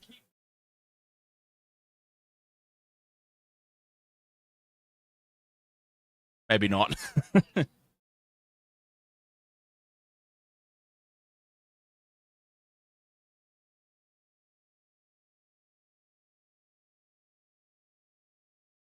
Fantastic play there, Panthers. Cleary now, moving in for the conversion. Starts out wide, curls back around, and it is over. 26 points 2-6. Incredible. Absolutely incredible. Here from the Panthers. Who thought? I did not see this coming at all. I have said that a lot tonight. I've said that a lot this weekend. Things I did not see happening. Teams winning with a certain amount of domination. Or games being closer than one anticipated. A 20-point lead. Oh, look at that pickup by Jerome Luai. Oh, they are just taking the piss now at this point, the Panthers. That was it. That was Harlem Globetrotters stuff, that. He's playing the wrong sport. He should be playing soccer.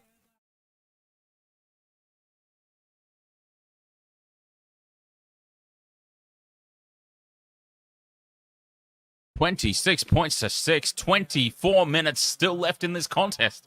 There is still so long to go in this game. And they're back into Storm territory again.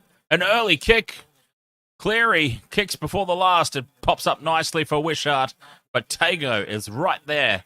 Knew the early kick was coming and has chased hard, chased well, and chopped him down.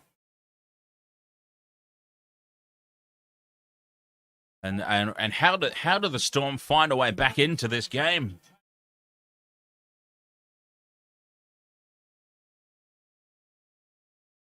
And the difference again, tackle 3. Oh, it's a set restart here for the Storm. I think I heard the bell. Or maybe I didn't. Maybe I'm hearing things. Scary. But again, no territory here. We've gone back to how the first half really played out, where the Storm were making half the distance across an average set of 6 than the Panthers were. And they've gone absolutely nowhere in that set. Great defense by Penrith. Solid shot. Oh, racing up out of the line. Trying to take down Taylor May. And they managed to wrangle him in. But that could have been very dangerous. It was all forwards up there on the kick chase. That's interesting. It was all forwards on the kick chase for the Storm.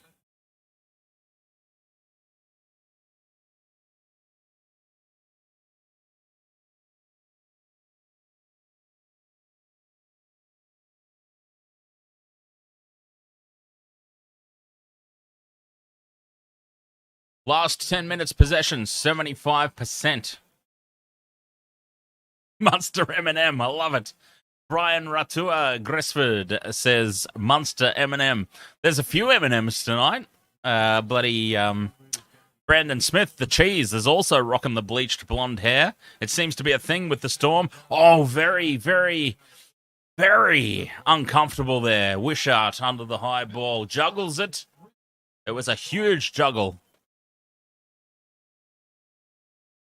And the defense here as Coates tries to bring it out. And they're just continually dominating here. Attacking defense, you know, that's what they say, isn't it? Attacking defense here from Penrith.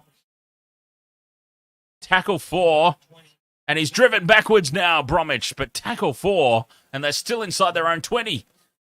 Munster, dummies, offloads. Bromwich wants another run. 5th and last, and they've gone about 10 metres. Cooper Johns with the kick. They've let it bounce again. The Panthers have this obsession with letting the ball bounce. I don't understand it. You get your ass up there and you take the ball on the fall. A football can bounce absolutely anywhere.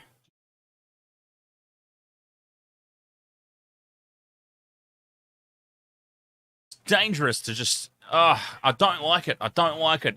If I can pull apart one specific area of the Panthers game all season, all last season as well, they have this obsession with letting the ball bounce. Kick out breaks through. 1-on-1 with Wishart, steps him and is just taken down. And Nelson, Nass, the big Nass, with a late shot. They should have just played on. Play advantage, mate. They had them skittled.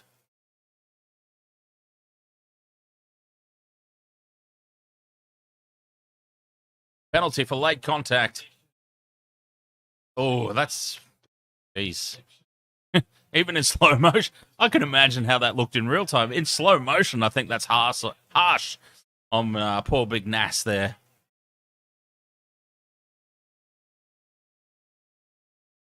Now, there's somebody who can bleach their hair blonde, and I'm not going to say anything about it. Big Nass. Who's going to argue with him? Not me. The Panthers looking to really drive the dagger in here. Tackle 2, 5 metres out, midfield, right in front of the post. Left and right options. They look to that left-hand edge. Luai cuts out kick out. It wasn't the greatest pass, but Taylor May has pulled it in nicely. But no real opportunity there. It wasn't a great pass, and that kind of shut the whole play down. Yo running on his own. Tackle 4. Threatening the line here. Coruscant out of dummy half. Nowhere to go. 5th and last. Where did they go? Oh, they're up quickly on Cleary. To'o's got the ball. 5th and last. Oh, they just got a 6 again, and To'o's kicked it. Oh. It's a penalty. No advantage. I didn't realise you played advantages for 6 agains, but apparently we do now. And it's a penalty to the Panthers inside 10. I mean, that's a good thing. It's a great thing if they play advantage for a 6 again, for a penalty. I didn't realise we did, though. That's all. That's new. To be fair, though, I think he did actually kick the ball like right before the referee actually made the call. So it's probably only fair that specific... It's not like he called 6 again and then To'o kicked it. It was pretty close to instantaneous. So probably fair that it does come back in that instance.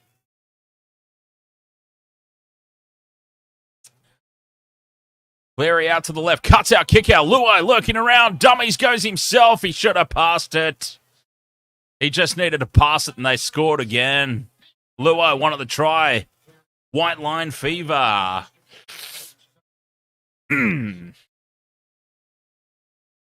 Dangerous thing.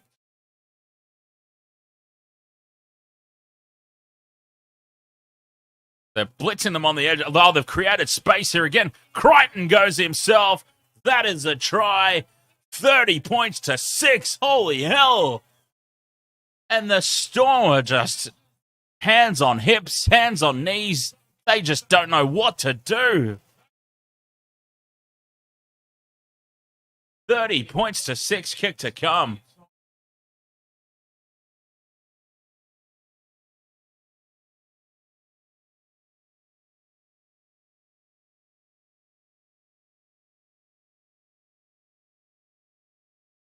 Oh, I thought Crichton had butchered this because he had To'o outside unmarked.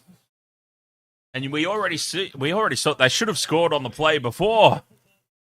They should have scored the try on the play before, but Luai did not pass. He went on his own. And I thought they'd done it again. I thought it happened once again. Crichton went on his own rather than giving the ball to the unmarked To'o on the outside. But he had the strength to power through that Luai doesn't have. Luai's got the evasive skills. Crichton's got the power.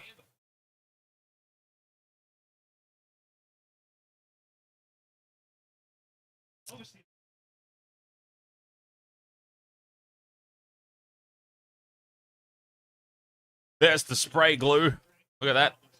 On the hands, on the jersey. Bobsy, I think it was. Bobsy pointed that out earlier. It's exactly what it is. It's spray on. It is essentially spray on glue. It does help them with the grip in wet weather. And I think a lot of teams use it in dry weather as well.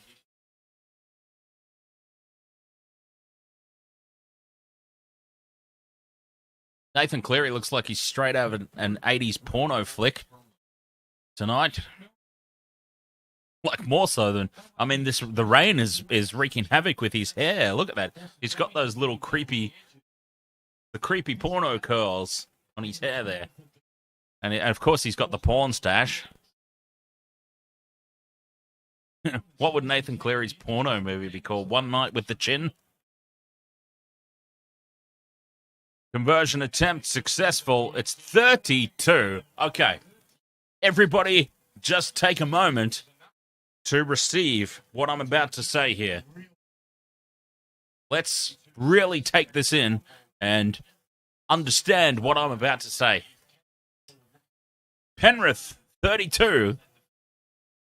Storm, 6.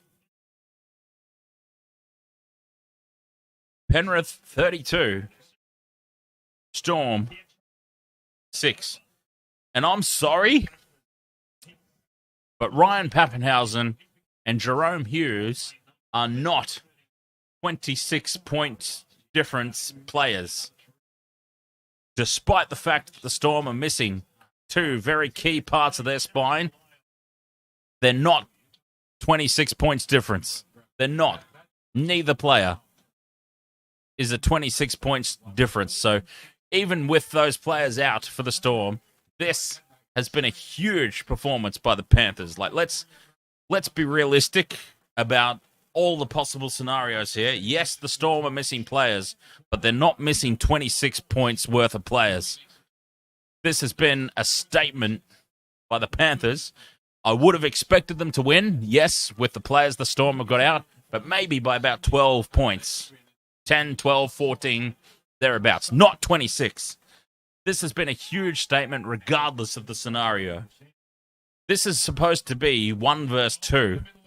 And if you're second on the ladder, you can deal with a couple of players being out, no matter how important they are. This has been a massive, massive statement by the Panthers. Let's be completely honest about that. What a kick there from Cleary, and Meaney is under pressure in the Storm again, just getting hammered, starting this set 2 meters out from their own line, and tackle 2, they've gone nowhere. Olam with an attempt at a hit up, and he does well, he breaks through 1, but he's taken down by Kickow. Tackle 3.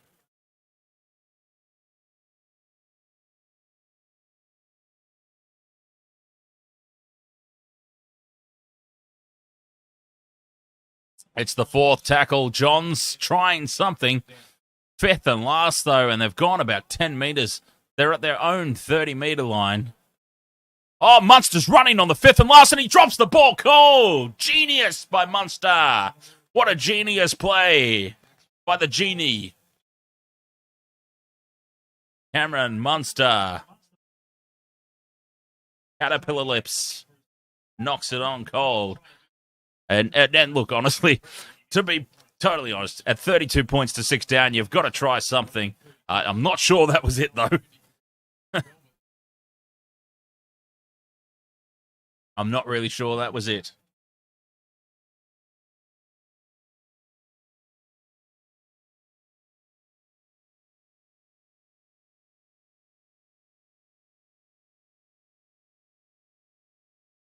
Haha.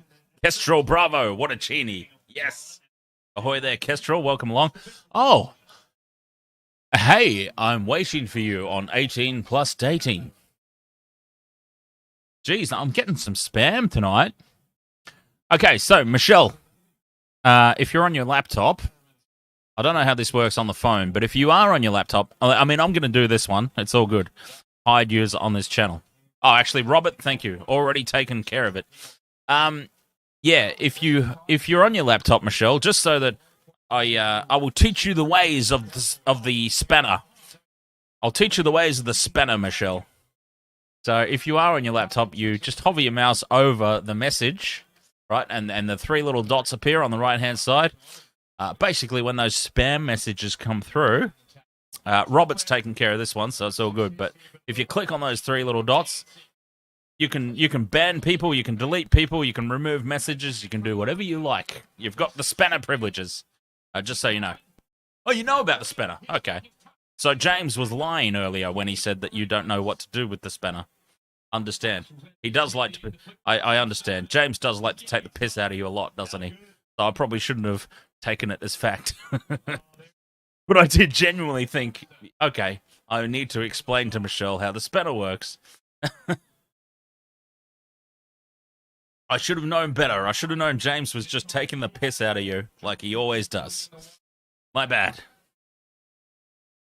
12 minutes to go in this one. Storm have wrangled the ball in. Bringing it out from their own line again. And look, going nowhere. Going nowhere again. The Panthers are not content with 32 points to 6. They want more. They want more. They want to demoralise the Melbourne Storm. When was the last time we were able to say something like that? A team just wants to demoralise this Melbourne Storm outfit tonight. They really want to put the boots in. They want to kick him. Oh, shit. I've just kicked all my drinks over.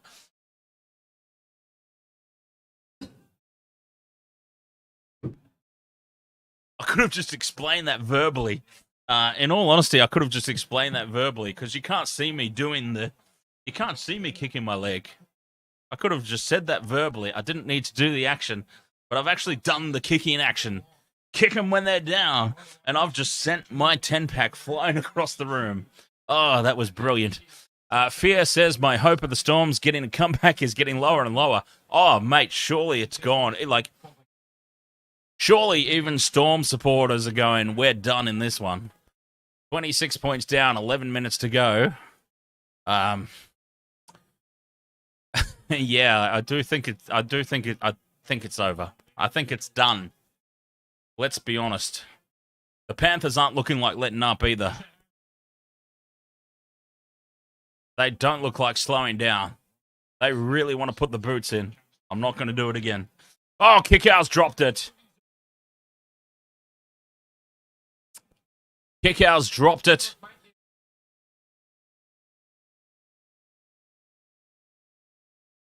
Zero tackle for Storm, but again, look at the defense. They're not getting any post-contact meters. There's no post-contact meters coming here for the Storm. None. They are just bulldozing them in defense. Oh, and Wishout, the ball's popped out. He's regathered it. Oh, Wishart's had a... Okay. This might be a little bit harsh. Look, Wishart's a young guy coming into the team. He's trying to take the spot of Ryan Papenhuyzen, okay? You're trying to take the spot of Ryan Papenhuyzen. Let's let that sink in, okay? How would you like to be the guy that is coming into the team to try and fill the boots of Ryan Papenhuyzen? Well, first of all, his boots wouldn't fit me because he's too tiny. But that's not really the point that I was trying to make. The point I was trying to make is he's a fantastic player. He is a star player. He's an absolute gun. And I think there's it's a lot of pressure. Exactly. James has just hit the nail on the head. Why would you not put Coates to fullback? Put Coates to fullbacks. Coates is a more experienced NRL campaigner than Wishart. Maybe not by a lot. You know, Coates is still Oh, Dylan Edwards has just dropped the ball cold. Dylan Edwards is in the sheds. He's already cracked a beer open. He's already in an ice bath with a nice, whatever it is they drink. Tuies or VP. Cameron Munster's just seen himself on the big screen and realised how goddamn ridiculous he looks. He was laughing at himself and trying to hide his own hair. He's like, oh my God, I look bloody ridiculous. That was the best moment of the game. Munster just saw himself on the big screen and he's seen his hair for the first time. Anyways, yeah. Xavier Coates to fullback. Nick Meaney to fullback, for Christ's sake. Yes, even better. Actually, yeah, that's even better than Coates. Put Meaney at fullback. But anyways, look, it's easy to say this in hindsight anyways, isn't it? It's very easy to say things like this with the benefit of hindsight. Wishart has not worked out for them, let's just say. Let's be honest, Wishart's clearly not worked out, and Oh, what a terrible pass from the tap restart. And that just sums up the night. That sums up Melbourne's night. Wow. Oh, wow. I have never in my life seen a worse restart of play than that.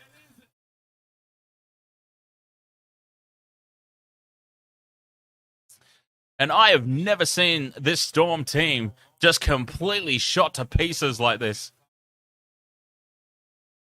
The rain is coming down even heavier now.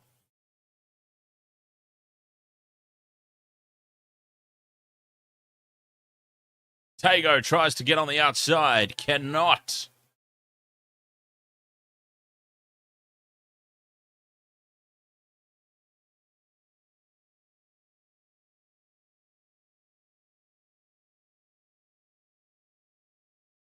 Yo with a hit up. Tries to step. Cannot. Taken down. Tackle 3 here, Panthers. I think this game's probably done, to be perfect. Now, Edwards holds on to this one. Crichton can't get away from Cameron Munster. But I feel like this game for the next 6.5 minutes is just going to... Now, oh, they've got them blitzed. They just keep creating numbers on the outside. Coruscant plugs it into the in-goal, plugs it in way too deep. And a 7-tackle set now for the Storm. But I feel like this next 6 minutes is just going to sort of peter out with not too much happening. The Panthers don't really need to do anything else.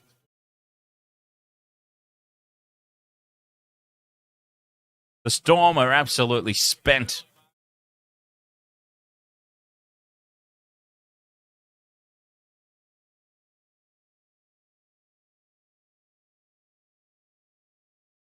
Oh, Isaiah, Captain Courageous coming off for a spell.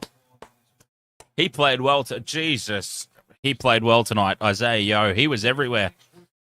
A very well-deserved break. A very well-deserved early hot shower. QNVT, how do I donate? It's all good, QNVT.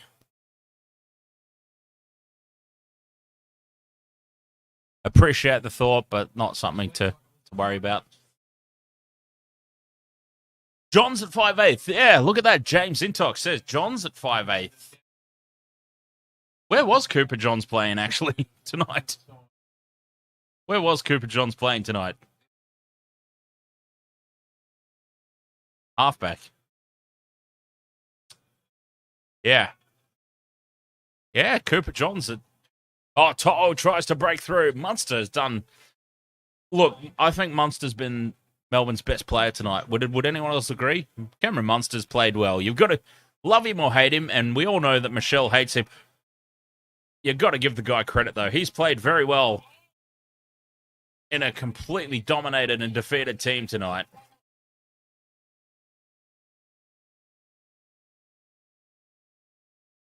Wishart's probably been the worst player on the field. And I hate to say that. He's a young guy coming into a lose-lose scenario, quite frankly. But Cameron Munster, love the guy or hate him. Regardless of his hairstyle, regardless of that giant hairy caterpillar on his top lip, he has had a really good game.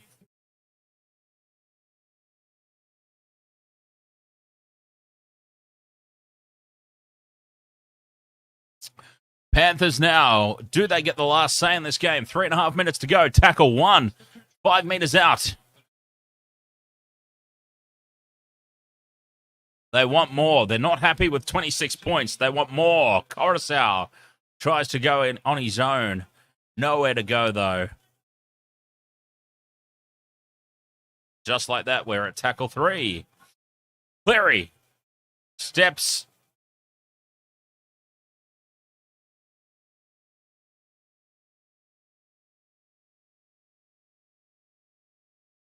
Karma Chameleon having a big grab of his breast there.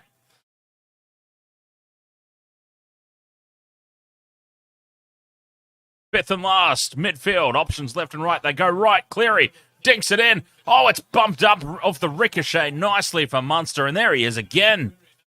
There he is again, Munster, carrying this team tonight.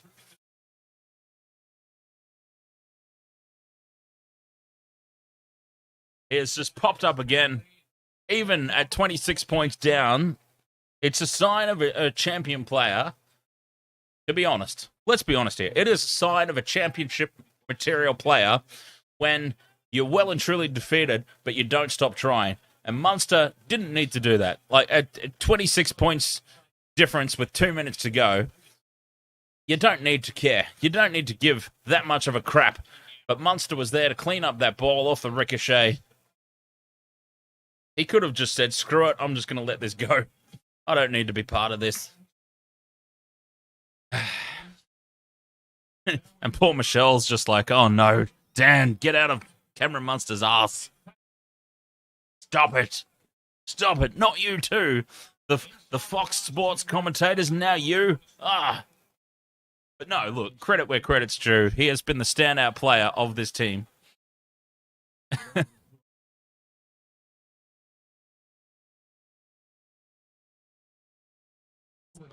32 points to 6. 1 minute and a half to go in this game. I think the Panthers want more. They want another try.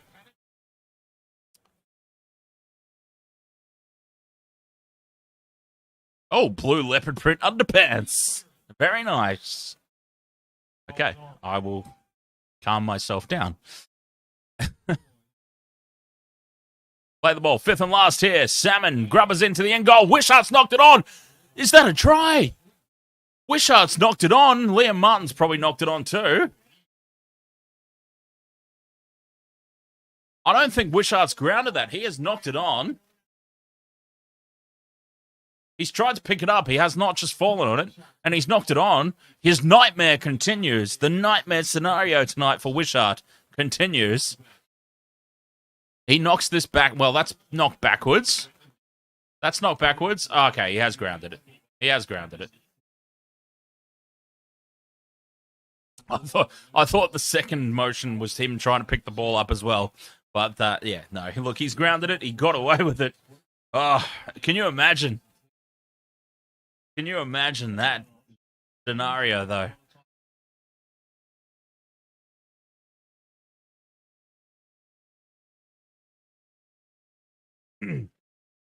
But what it equates to is a dropout, and the Panthers will 100% have the last say in this game.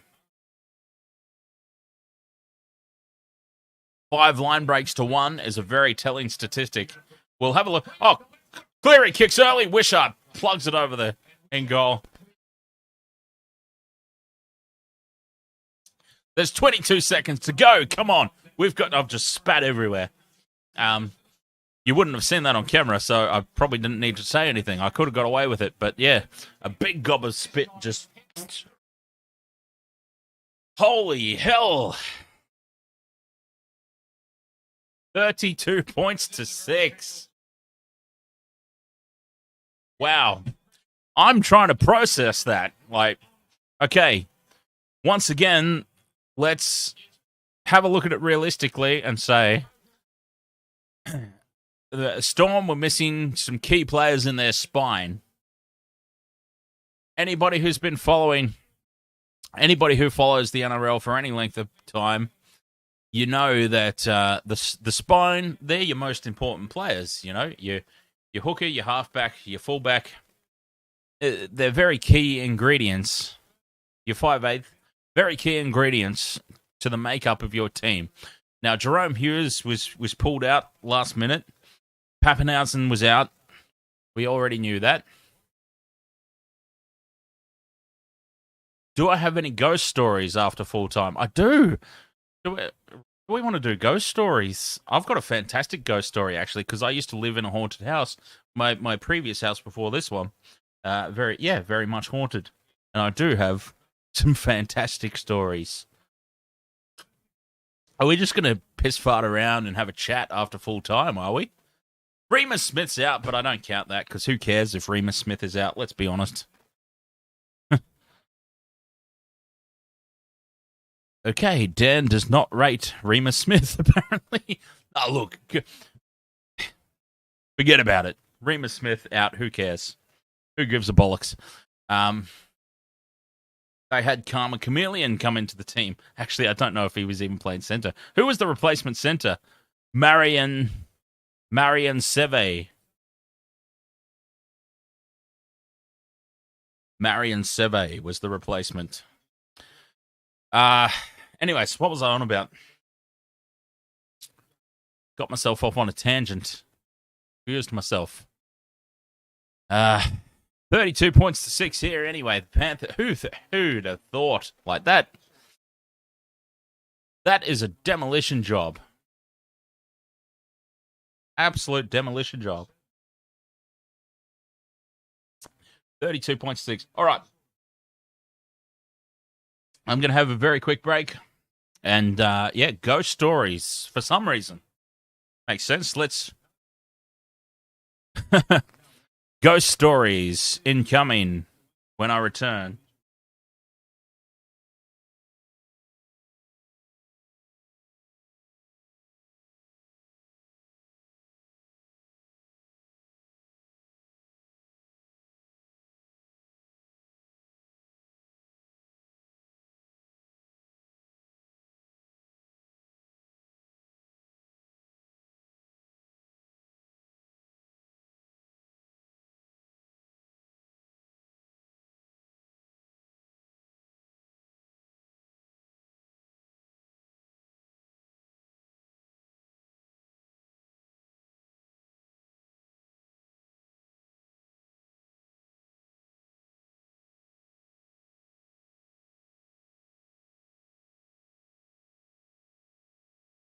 All right. So, actually, before we do anything else, I'm very curious to see the stats. I really want to check out the statistics here on this game because I think what we're going to see is the running meters, the post-contact meters especially. I think post-contact meters is going to be a huge one. There's going to be some really massive key differences here. Well, look at that for starters. The second half, it was pretty even. Possession was pretty even going into half-time. The second half was really just all Panthers, and look at that. That has completely distorted and swayed the possession statistics. 62% in the end to the Panthers, to Storm's 38. That's insane. That's absolutely insane that it ended up being that lopsided. Completion rate was a huge, huge thing. Too many mistakes by the Storm. When was the last time that you've seen Melbourne with a 66% completion rate? Forget about the conditions. Terrible conditions. If you're only doing 66% in the same conditions and your opponents are doing 79%, you are not winning the contest. You're not even getting close. And they didn't get close. Craig Bellamy will be losing his bollocks in the changing rooms over that completion rate. Craig Bellamy, a man that demands perfection, will not be happy at all with that. And here we go into the attacking stats. Well, this is what I was talking about. Look at the running meters. Look at the runs. The running meters. 226 runs to 124. 1,976 run meters to 996. Post-contact meters, almost double. 650 to 346. Line breaks, 4, 0. Tackle breaks, 50 to 31. And Ivan Cleary won't be happy about that 31 either, to be perfectly honest. But 50! When was the last time that anyone made 50 tackle breaks against Melbourne? And this was the big one. This was the huge one. Average set distance. I've referenced the average set distance a lot tonight. Panthers are making double the meters, almost. It's sort of evened out a little bit in that second half, but Jesus Christ, 44.92 meters for an average set of 6 to the Panthers to 27.68 for the Storm. Panthers just had all the territory. Kick return meters, 207 to 74. Bloody hell. It just, yeah, wow. Dummy passes, I don't know what that really means in the context of a game, but 40 dummy passes to 2.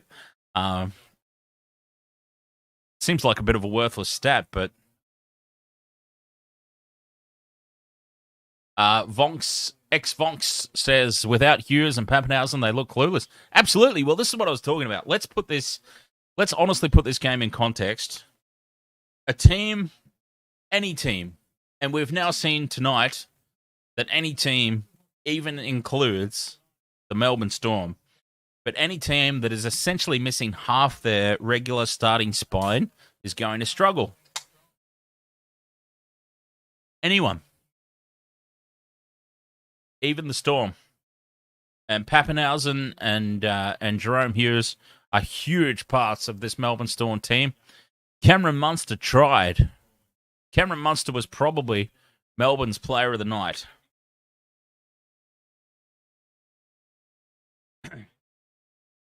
In such a dominantly losing team, I thought Munster was immense tonight. And I hate to say that because I'm really not a fan. I don't like Cameron Munster the way that I perceive him to be in the media. Let's be honest, I don't know the guy. Don't know the guy at all. Maybe he's a really nice bloke, but the way that he comes across, the way that he's perceived, seems like a bit of a dick. Let's be honest. Don't like him. But he's a great footy player when he's on his game. And he was on his game tonight. And I can't help but think that if he had all his usual mates around him tonight, it could have been a very different looking contest because he himself individually was on fire. Robert M says, who would you say gets man of the match? Whew. Wow.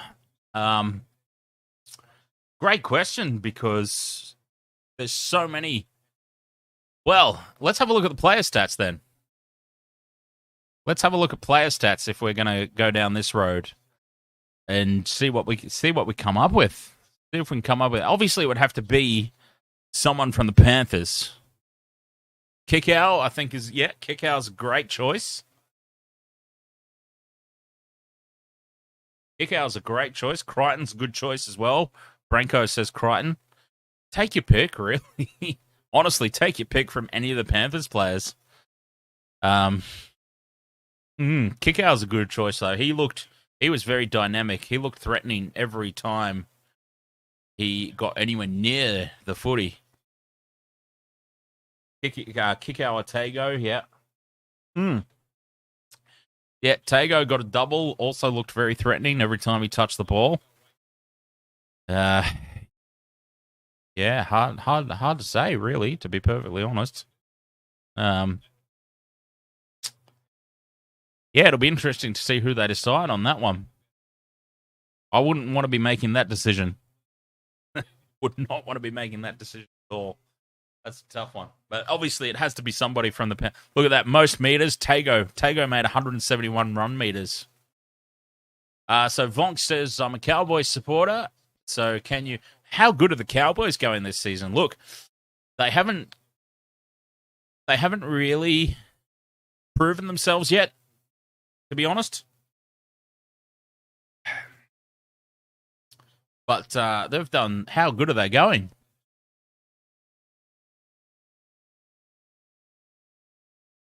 Special shout out for the Cowboys. They're doing very, very well. But yeah, I think there's still a lot of proving to do from the Cowboys. At the same time, the games where they've come up against the other top of the table teams, they've lost. Let's not forget they also round one. Who cares? I'm always happy to write off round one, no matter what the result for any team. You know, you can't. Oh, quiet, everyone, quiet. Sorry, Lara Pitt. Cowboys shouldn't be in third, but they are. They've really played above and beyond, haven't they? Cowboys. All credit to them. All credit to them. But yeah, I think they're going to get a little bit of a wake-up call. Because let's have a look, actually. And this just to my point, I suppose. Let's go. North Queensland Cowboys. Let's actually have a look. I'm going to go to their website, cowboys.com.au. All right. So let's honestly dissect their season so far. Let's be honest about it. So round one, okay, they lost to the Bulldogs. Again, round one, okay. I'm happy to write off round one. Right. Round two, they smashed the Raiders, 26 points to 6. That was a little unexpected, but benefit of hindsight, look at how poorly the Raiders are doing this season. So maybe that 26-6 is a little bit of an oversight, so to speak. Round three, they demolished the Broncos, 38 points to 12. Now, the Broncos, that particular period of time, round three, were not traveling as nicely as they are now. Actually, I'd be very curious to know if Adam Reynolds was even playing in that game in round three. Was he? Let's have a look. Let's have a look at the team lists. Yes, he was. Okay, so can't use that as an excuse, Broncos. Adam Reynolds was playing, but look, round three, Broncos were still sort of coming together as a team. They caught them at the right time. Round four, Cowboys got smashed by the Roosters. 4 points to 28 losers to the Roosters. Top of the table contenders. Or finals contenders. Maybe not top of the table the way they're going, let's be honest, at the moment, the Roosters. Okay, so really, in four rounds,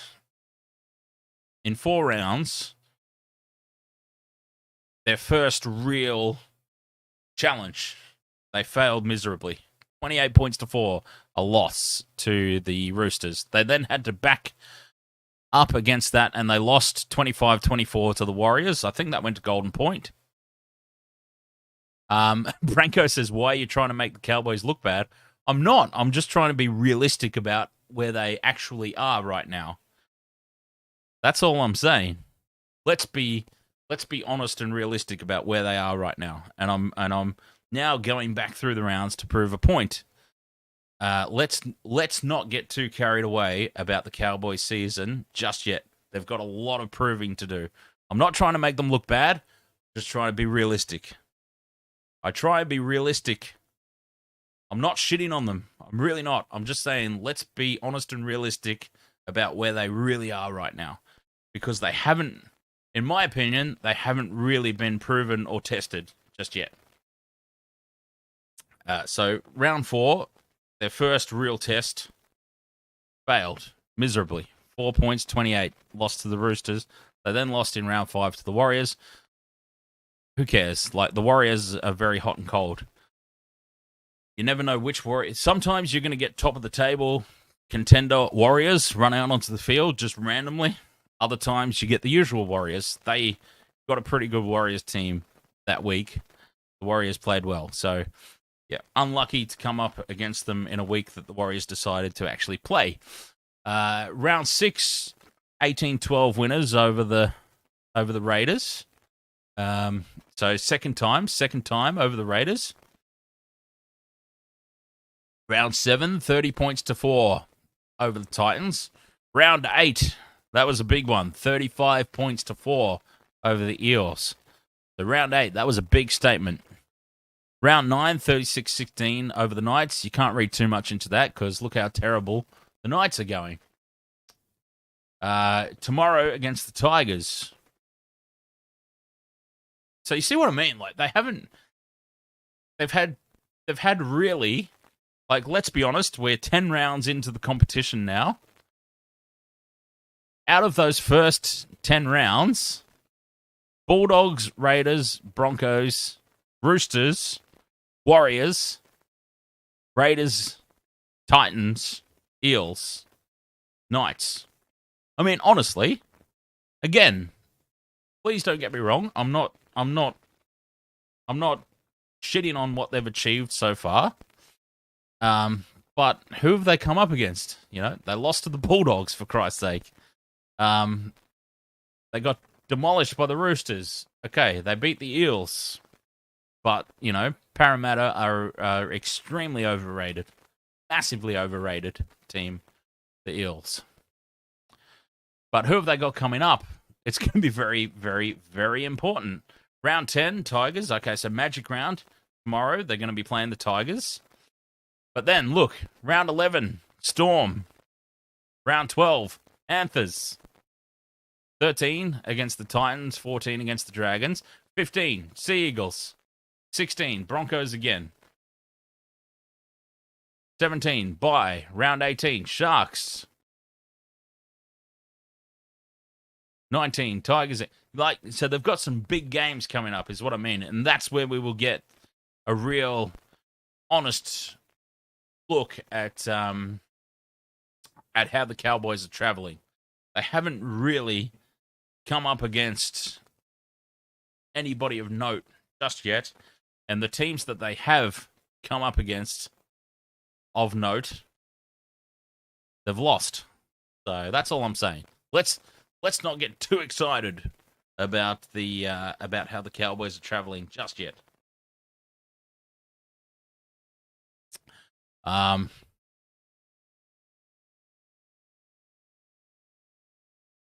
Yeah, so that's all I wanted to really point out. Sorry, I forget how many Eels supporters I have on the live stream. I always forget how many Eels supporters we have here.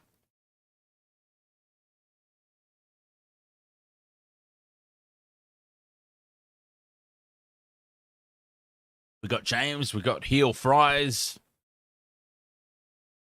Oh, a very, very downtrodden looking Storm changing room here. Wow. Okay, I reckon Craig Bellamy is giving them a lesson. Look at them all with their heads down here in this. Okay, we're looking at the Melbourne Storm changing shits here. Cameron Munster's biting his nails. I think that was Cameron Munster.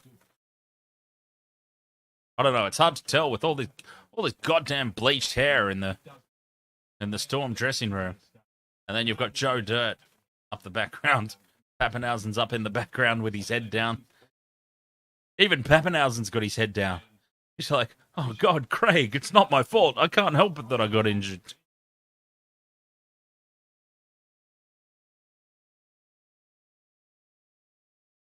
But look at him. Look at very downtrodden.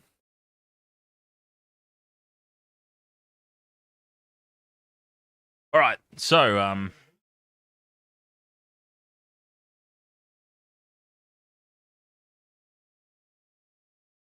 oh, there he is. They're zooming in on Wishart. That's a little unfair. He's in tears almost, the young fella. Look, he had a shocker of a game, but he's got a lot of time to bounce back from this. A lot of time. He was thrown into the fire. Oh! Find a girl even in the shithole. Wow, the spam's back. All right, I got it. I got that one covered because nothing's really happening in the game. But yeah, wow.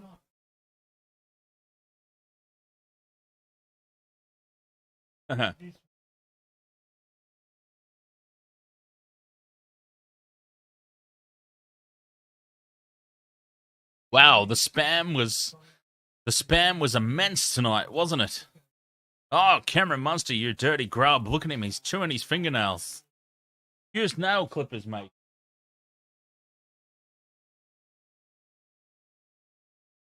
Use nail clippers, not your teeth. Okay, so what were we talking about? We were talking about the Cowboys, but I'm done with that.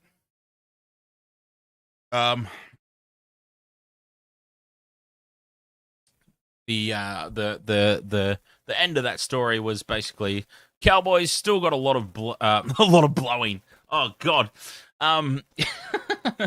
See, what happens sometimes is I start talking, and I'm also looking at the chat room. And what happens is sometimes I am like mentally reading the chat room at the same time I'm finishing my current thought. And what happens is sometimes the sentences kind of blur together. So I was trying to say I was trying to say out loud, yes, I was finishing that thought. Cowboys still got a lot of proving to do, but at the same time, I was trying to get a little bit ahead of the chat room, and I saw that Michelle has said Cats blew it, and I got mad talking about the AFL. And what's actually come out of my mouth is Cowboys have still got a lot of blowing to do. Wow.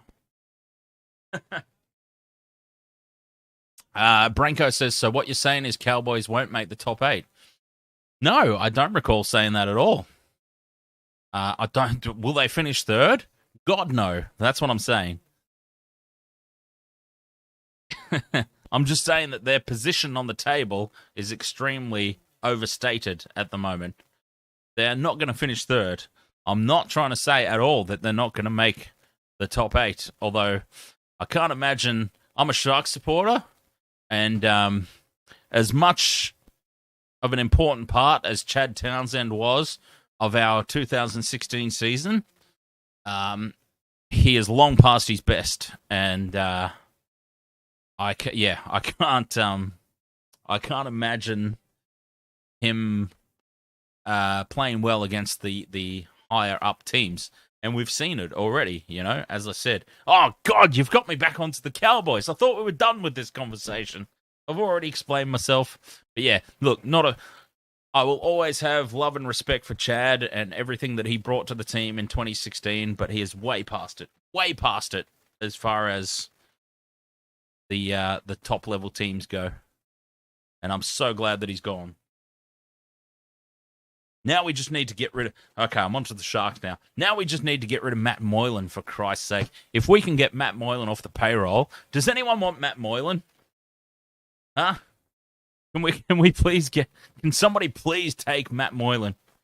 For the love of God. Please.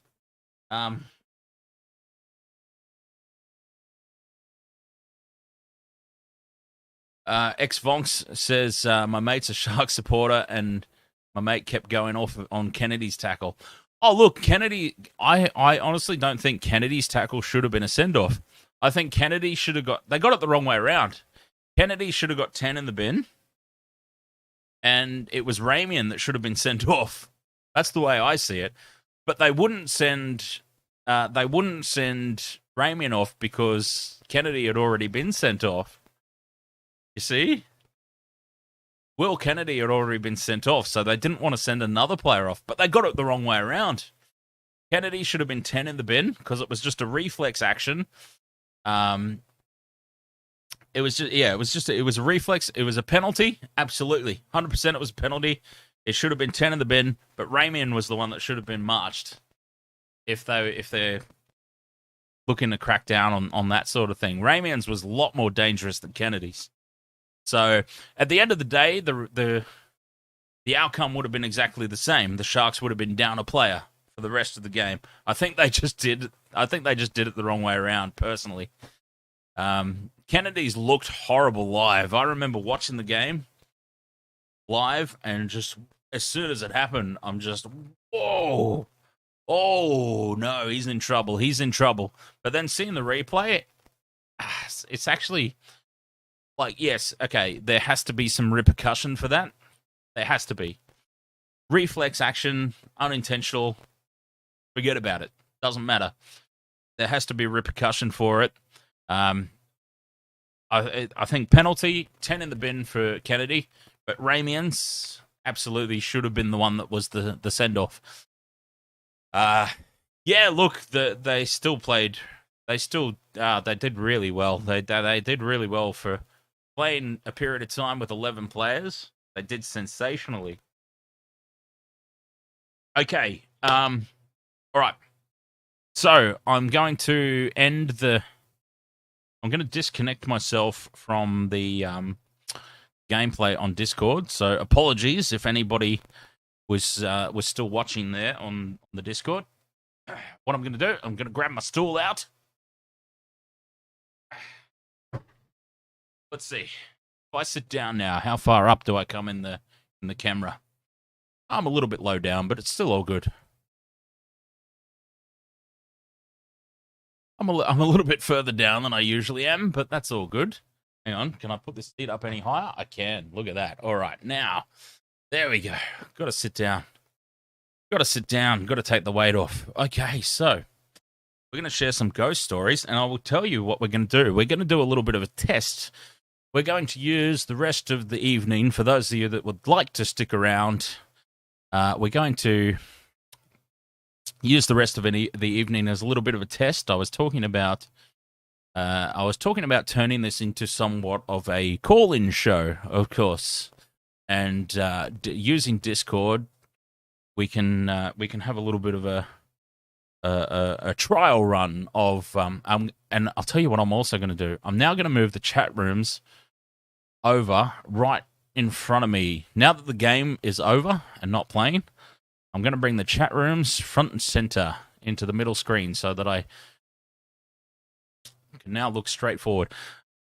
So Robert is asking if I'm doing all 3 games tomorrow. All right. What have we got? Well, obviously, I'll be doing the first. You know what? Honestly, I'm doing the first game. So the Sharks Raiders are kicking things off, as far as I'm aware. So that's the early first game tomorrow, 1:50 p.m. Sharks Raiders, Roosters Eels. Very keen on that one. Tigers Cow. Yeah, look, I suppose if I'm already at it, I'm already doing the streams, I probably will end up doing all 3. Geez, I would honestly usually skip the Tigers Cowboys game. There's not really anything too enticing about that, to be perfectly honest, but I think given the circumstances, I'll be doing the Sharks Raiders, I'll be doing the Roosters Eels. I may as well keep going.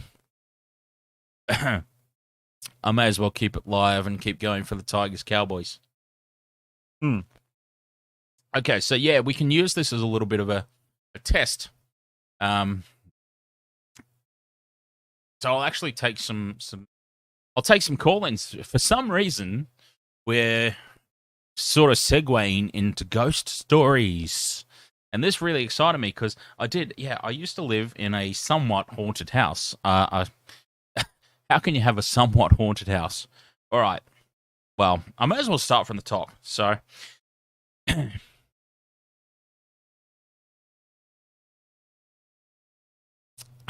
wet the moustache a little bit there. That's good. Going down well. Nice, very nice, very nice. Yeah, so I was looking to move out of home, and so some mates of mine, they had an opening.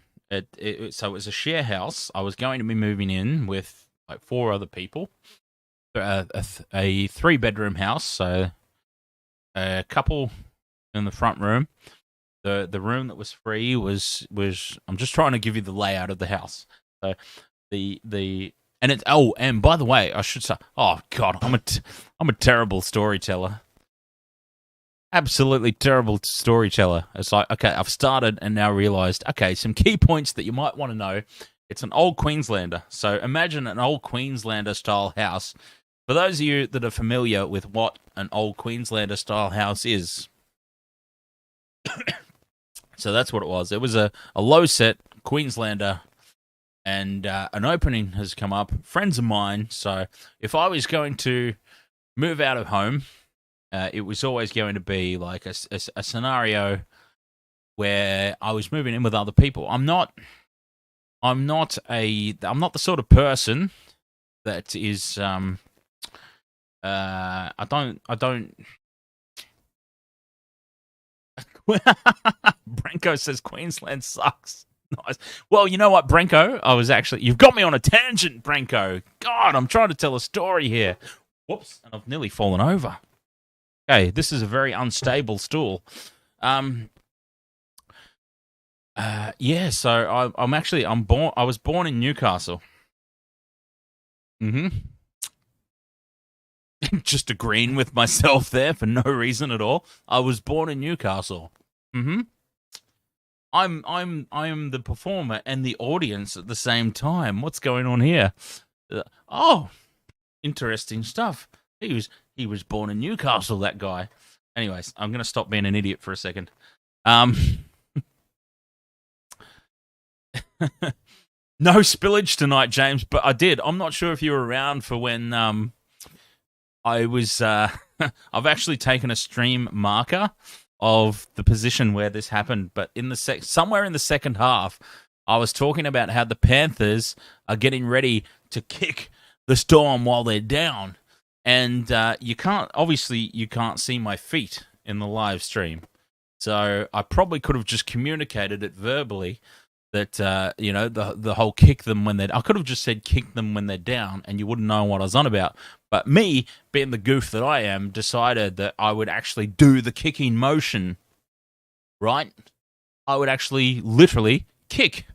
And what I've done is I've kicked my drinks that I have right by my feet. I've got a 10-pack right by my feet here for easy access. And I've done the kicking them when they're down, and I've done the kicking motion, and I've actually kicked my remaining drinks across the goddamn room in the studio. Yeah, horrible scenes it was. So for the rest of the second half, all my remaining drinks were all shaken up from being booted across the goddamn room. Branko, you're from Wollongong. Oh, nice. So, Wishart was playing for the Storm tonight. Rod Wishart, a very big icon, I suppose. Rod Wishart, an icon of the Wollongong area. Right?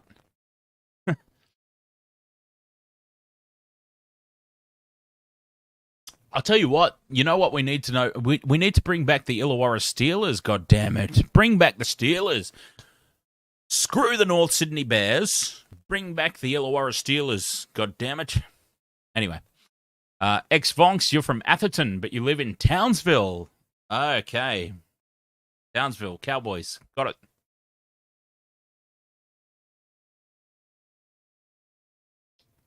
Got it. Yeah, forget about all this nonsense about bringing the North Sydney Bears back. Let's bring back the Illawarra Steelers. Screw this merger with St. George. Bollocks! Bollocks to the merger with St. George. Bring him back. St. George Illawarra Dragons. Anyway. Vonks, Val Holmes is your uncle's wife's cousin. So that makes you what? Uncle's wife's cousin. Oh, Michelle's tapping out. She's done.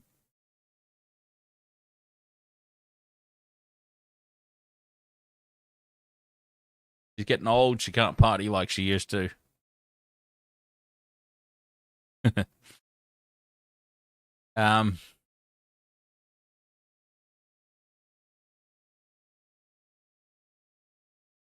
Oh, ghost stories. Yeah. So, Queenslander house, right? So, a couple of mates of mine already lived there, and an opening came up, and it was like, okay, Dan, do you want to move in? Do you want to move in with us? Okay, I'm at the point of my life where I'm considering leaving the nest. Want to be free? Let's get out there, let's grow up, let's adult. I'll get out there in the world. And so I'd looked at a couple of different options, and like moving out and living alone, that sort of thing. It wasn't really appealing to me. I'm very much I'm a social butterfly, and if any of you out there that don't already know me personally get the chance at some point to meet me in person, you will understand. Like, goddamn it, socializing, it's what I do. It's just for somebody who was such a shy, quiet child all through school. I am such a social butterfly, but so the appeal of living alone, it didn't really do it for me. So I was like, okay, here's this opportunity to move out, and I get to live in a house with people I'm already friends with, and yeah, what a great party atmosphere, basically. But I was still like, I'm unsure about this whole thing, this whole scenario. I'm still completely unsure about it. And so I went over for an like I'd already been there. I've gone and I've partied at the house before previously, so I knew the place, I knew the house already, I knew the people because I've already stated they're friends of mine. But we did, there's a spill. That's a huge spill. That is actually a massive spill. I'm not wearing shoes. I'm not wearing socks, but I'm now wearing half of my drink. That was a massive spill. But anyway, so I've gone over. It was like an unofficial, official inspection. Come over, check out the room, because I'd never seen the rooms before. I haven't gone over to the house and partied and just gone, I'm just going to randomly walk into this person's bedroom because somebody else used to live there. So I'd never actually seen any of the bedrooms before. So we did need to obviously still do like an official inspection. So I've gone around, I've checked out the place.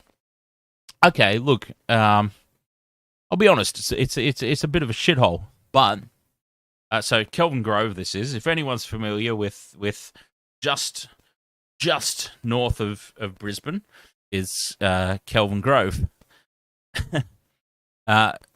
Is this house still in Brisbane, the Queensland? Yeah, so just north of Brisbane. It's still there. It still exists. I drive past it every now and then, even though I don't live there anymore. So just north of Brisbane, just out of the city, is Kelvin Grove. I've gone for this inspection, and they've shown me the room. I'm like, okay, yeah, this is, this is cozy. This is nice. This could work. Not sure. I'm not entirely sure. Like, the rent was decent. The rent for living in Brisbane, like close to in Brisbane City, essentially, like the city was walking distance. I would often walk to Queen Street Mall. Like it was walking distance. It was a long walk, but you could do it. You could walk there. There was a bus stop right at the bottom of the street that had regular 345 into the city. I remember always taking that 345 into the city. And the spam's back. Bro. Just go website and F girl. Nice. Anyways, hide the spam on this channel. Oh, God. The spam tonight, I swear to God. So, I've gone over for the inspection. Yeah, okay. I'm not completely sure. Now, I am personally somebody who's always kind of been, I wouldn't say obsessed, but like I've always had an interest in the paranormal. I do believe in an afterlife, and look, I'm not religious in any capacity, so it's not the typical heaven and hell sort of scenario that we're sort of brought up to believe as far as religion goes. Also, that's another story. I was brought up in a heavily religious family. So as much as my parents do love me, I am essentially the spawn of Satan. But that's a whole other story. Not the one that we're talking about right now. So the whole paranormal, spiritual thing has interested me. So I'm very open to that. And what I find is that it is the people, funnily enough, it is the people that are interested in that are open to it and interested in it that seem to have the experiences. Now, to play devil's advocate to my own story, Maybe that is because we want to find things that maybe necessarily aren't there, just to completely, as I said, devil's advocate here. Maybe we do find answers in scenarios that aren't necessarily there, if that makes sense. Who knows? But we do seem to be the ones that are open to it are the ones that seem to have the encounters for whatever reason. And so I was always that kind of person, very open to the paranormal, very into that sort of thing. So I've come to this house, and I didn't have any experiences first up, like when I first did the inspection. But obviously, I was open to that fact because we're talking about an old Queenslander style house. Now, you can imagine the history. Imagine the stories, the number of people that would have been in that house, the number of people that would have died, bloody murdered. I don't know. The number of stories. I mean, so much time has passed before I have arrived at this point in time, and I have arrived here at this moment. I'm now here in this moment at this property, inspecting this house. So much history is here that we don't know about. We don't know anything about this place. It's just, so many years and so much history has gone by. I've done the inspection, and I've sort of walked out of there going, yeah, look, this is great. Like, okay, I'm probably keen. I'm probably keen. I wouldn't say I'm 50-50. I was more like 70-30. But yes, I'm going to accept this proposal. So anyways, we sort of did like an official come back again, come back a second time. As I said already, they were friends of mine. They were already friends of mine, so just come back again. Look, we've got the lease here. You don't have to make a decision today, but look, the other person's officially gone. We've got the paperwork here. If you do decide it's here, you can sign it. Blah blah blah. Done. So there was absolutely no pressure on me to make a decision. I've gone back for this essentially what was the second inspection. Now it's the middle of the day. It's like 1 o'clock in the afternoon. A very still day. Like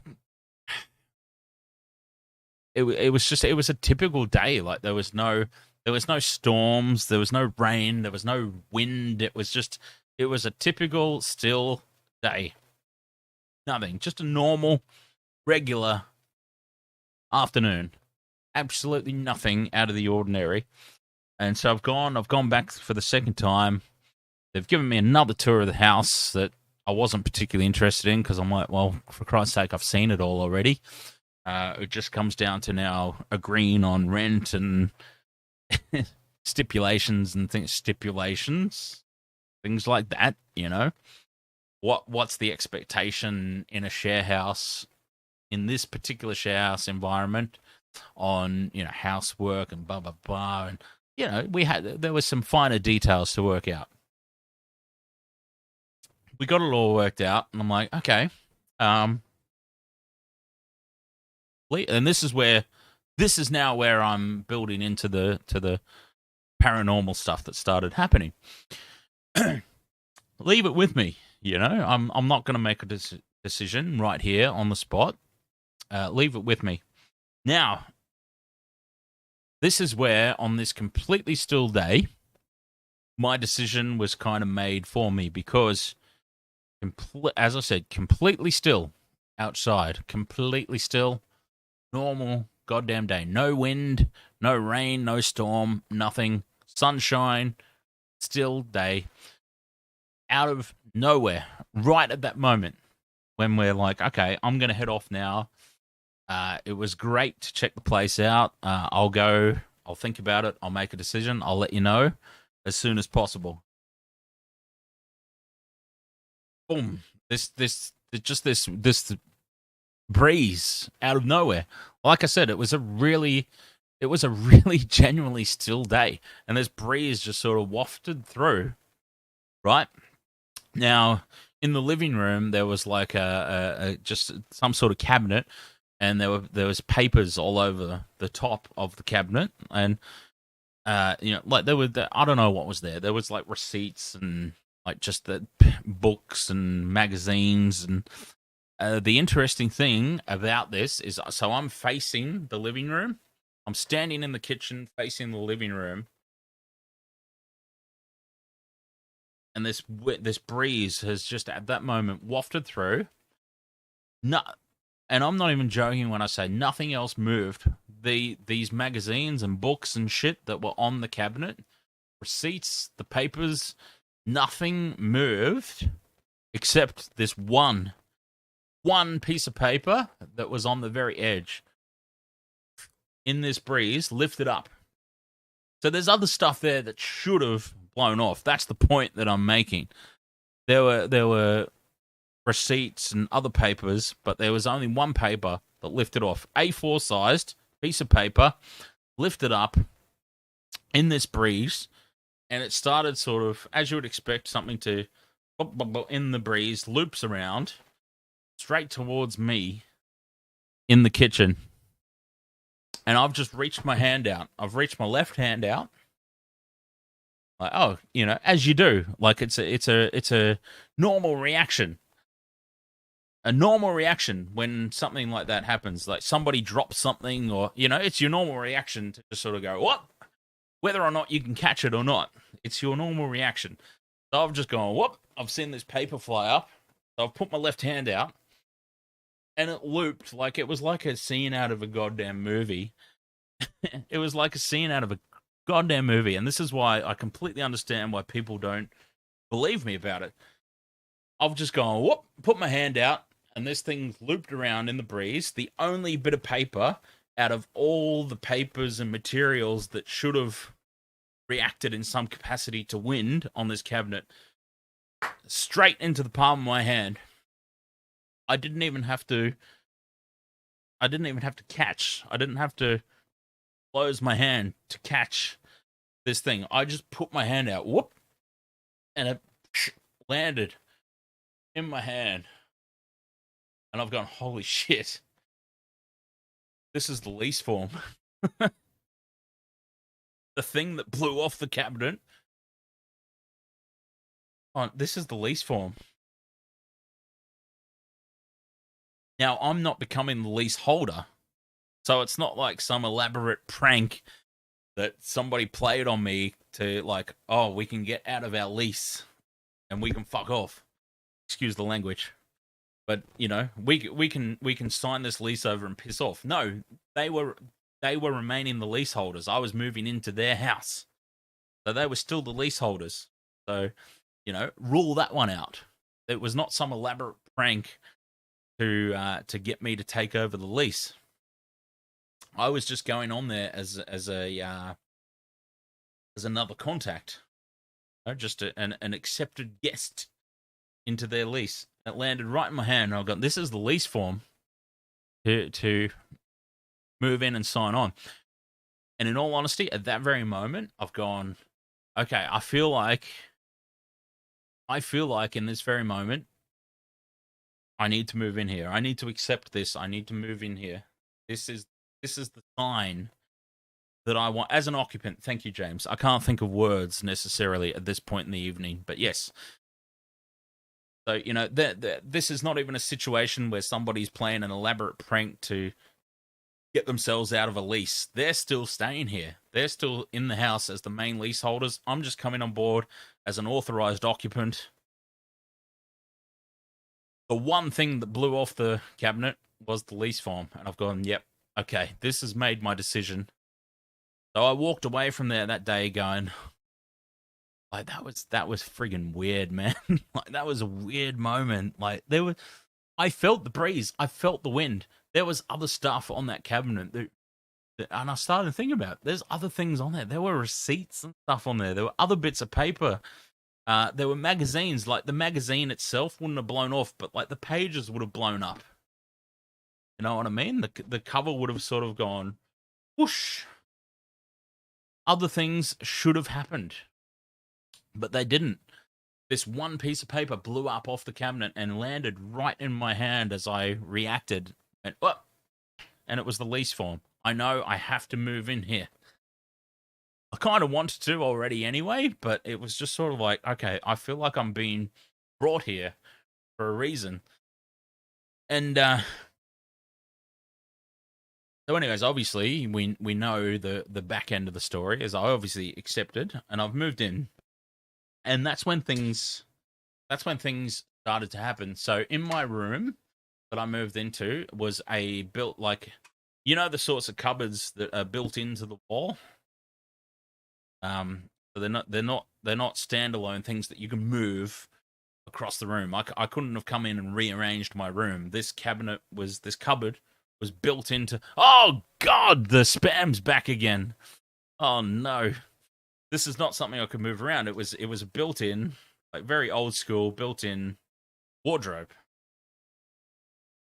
with sliding doors. And this is how it all started. Was I would go to sleep at night. the door would be open. I would hang my stuff up in the wardrobe and leave it. I didn't care about closing the door or whatever. But I would wake up in the morning and the door would be closed. I didn't do that. I know for a fact I didn't do that. Like, hey, guys, like, was random question, as all hell, but was somebody, for whatever reason, come into my room last night and close the wardrobe? Like, is it some sort of, like, obsessive behavior where every wardrobe door in the house has to be closed or I can't sleep at night? So, you know, you sneakily came around to all the bedrooms to make sure that the wardrobe doors were closed. Like, what's going on here? No, it wasn't us. Oh, what? What a weird specific thing to have a phobia about. But and I would close the doors as well. Like, sometimes it would be closed and I would wake up in the morning and it would be open. And that was how it all started. So, but as time sort of went on and I got more open to the idea that, okay, there is actually a presence here in this house. I can feel it. I got more open to it and things started to get more now this spirit was a prankster, I think. Like, a prankster. A young spirit that just wanted to mess with you. So I'd be in the kitchen late at night, nobody else home. It'd be like 1 a.m., 2 a.m. I'm in the kitchen, and I'd be at the stove. Behind me is the microwave, and nothing's in the microwave. No timer has been set or anything. I would just be at the stove, but you would hear the microwave at like 2 a.m. Ping! Jesus, that's unusual. You know? That's unusual. Okay. Great. We got a new microwave. So, you know, you can immediately rule out that it was just a faulty microwave, because the microwave ended up breaking down. We got a new one. And the same thing would happen. I would just be out there late at night / early morning. Ping. Okay. This is becoming too, you know, it's too much to be coincidence at this point in time. Like, these exact same things are happening with a completely different device. And so me, as I said at the top of the story, I'm very open to that sort of thing. And I started communicating. You know? So I would be alone in my room and just, you know, I don't know who you are, you know, but hey, look, you've not tried to kill me or anything, so you're obviously friendly. Look, let's get to know each other. And I know for the skeptics, you're like, oh God, I completely understand that, but it's like, that was the mentality I took into this whole thing. Was like, look, you've not tried to kill me in my sleep. All you've done is open or close the wardrobe, or you've pinged the microwave. Let's get to know each other. You're obviously there. Let's figure out what's going on here. So I would just every night I would communicate, and it was from that moment that things sort of got more and more open, more and more like I'm not necessarily just playing tricks on you now. I'm going to actually let you know that I'm there. That's when not communication as in talking, but like just sounds. So the opening and closing of the wardrobe door stopped, but what started happening was I hate to talk about ex-girlfriends, I really do, but like the girl that I was with at the time, it was her first ever time staying at my house, and I was explaining to her about how I think the place is haunted and there is a ghost or a spirit, and I think the spirit is centralized in this room, my room, and it kind of freaked her out a little bit. I'm like, it's okay, like it's not aggressive at all, it's just a little bit of a prankster. At this point, I still don't know, male, female, goddamn, whatever.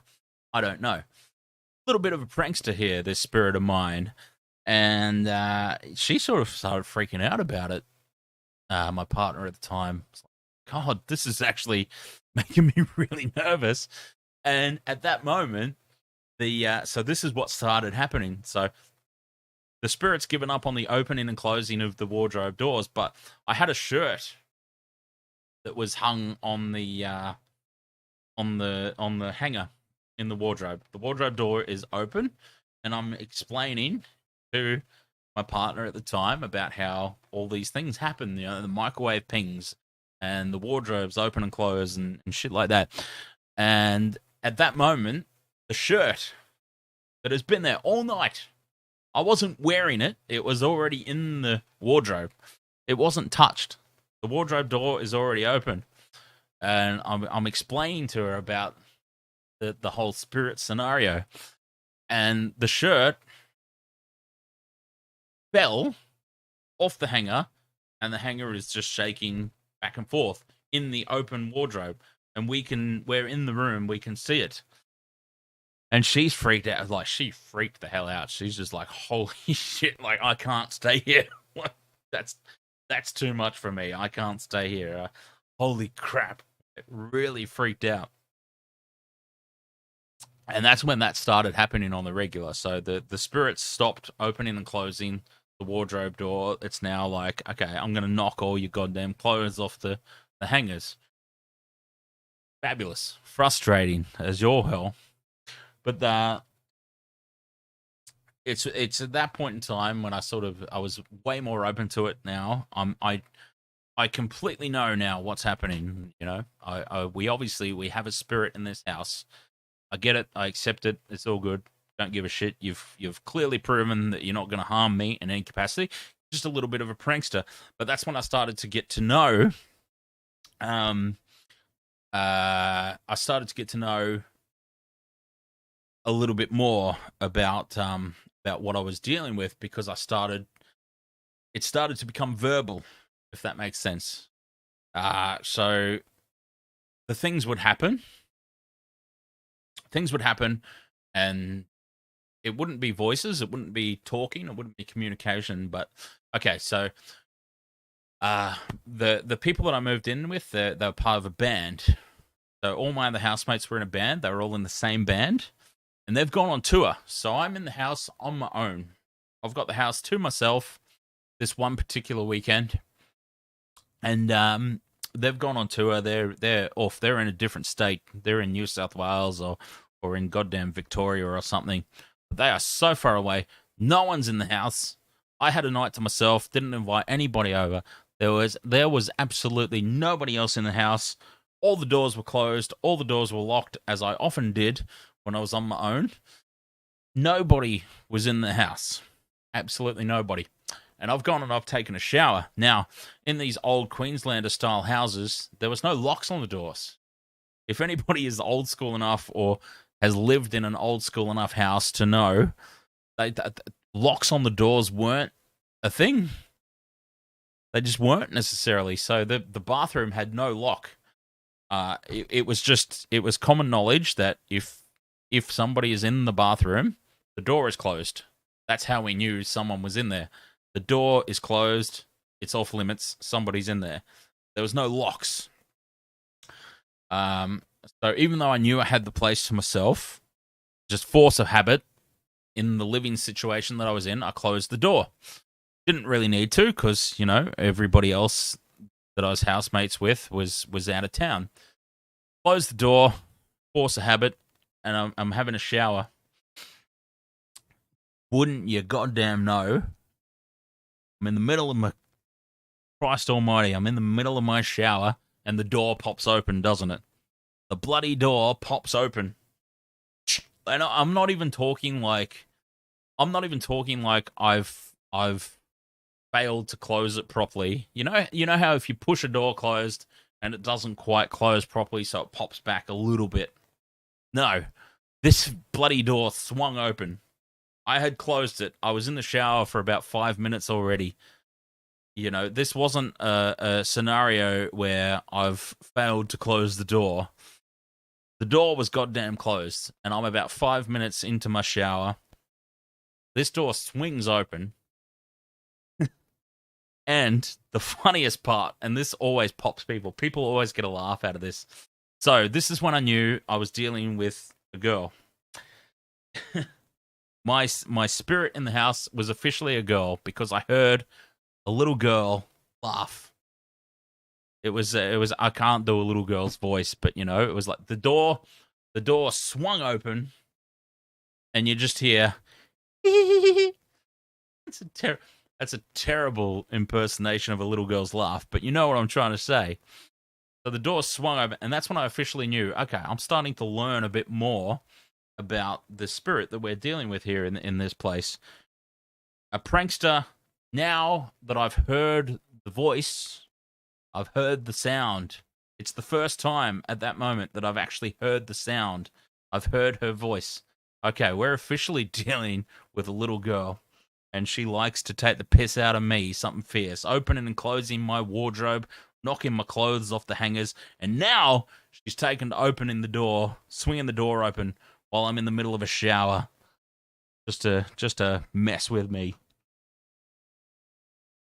So it was probably about, after that moment, probably about 2 months had passed and nothing had really happened. And my best mate at the time, his sister was seeing somebody who was quite oh god, James, you might be able to help me out here with this one because I'm at the point where I'm struggling with words again. But not psychic, but somebody who claims to be able to communicate with spirits and that sort of thing. Not psychic. I know it's not psychic. It's the word escapes me, but like he's he's somebody who claims to be very, very in tune with the spiritual realm. Yeah, the word, the actual scientific term escapes me. So anyways, we've decided to, a couple of months later, not really a whole lot has happened. It's been pretty quiet on the paranormal activity front. Gypsy, I don't think that's it. So all quiet on the paranormal front, and we've decided to have a piss up. Now, the important part of this story is I've never met this guy before. Okay, so this is my mate's sister's boyfriend. I've never met him before. I don't know him from a bar of soap, so to speak. Medium, thank you. Medium, a spiritual medium. And I've never met him before. This is my mate's sister's boyfriend. Never met him before, don't know him from a bar of goddamn soap. And we've had a piss up at the house. And I'm sitting across the table from him. And he was looking at me, but not looking at me for a lot of the night, if that makes sense. So he's sort of, we're sitting across the table from each other, and he's just sort of looking at me, but not. He's looking over my shoulder almost, if that makes sense. In my direction, but he's clearly got his eyes on something else. Over my shoulder. Looking in my general direction, but not directly at me. And I got to the point where I'm like, okay, well, look, he must be feeling awkward or something. I don't know. Like, it's a difficult situation for him to come into as well. He doesn't know any of these other people apart from his girlfriend and his girlfriend's brother. He's meeting all of us for the first time. It must be an awkward scenario for him. And so we got talking, and he's like, Dan, can I ask you something that a lot of people would probably think a little bit weird? I said, sure, fire away. He said, have you ever experienced... Now, remember, I've meeting this guy for the first time tonight, and we've not spoken about any of this. He said, have you ever experienced any like, weird activity in this house? I said, what do you mean, like, paranormal? He's like, yes, exactly. Funny that you mentioned that, because, yes, and I did not elaborate in any capacity as to what those experiences were. All I said was, yes, now that you mention it, actually, yes. Funnily enough that you bring that up. Yes, I have. A lot. Yeah. Look, I don't tell a lot of people this because they think I'm crazy and full of shit, as you can probably imagine, but I'm... I have these, like, I have these visions, and I have these feelings, and there's a 9-year-old girl who is attached to this house.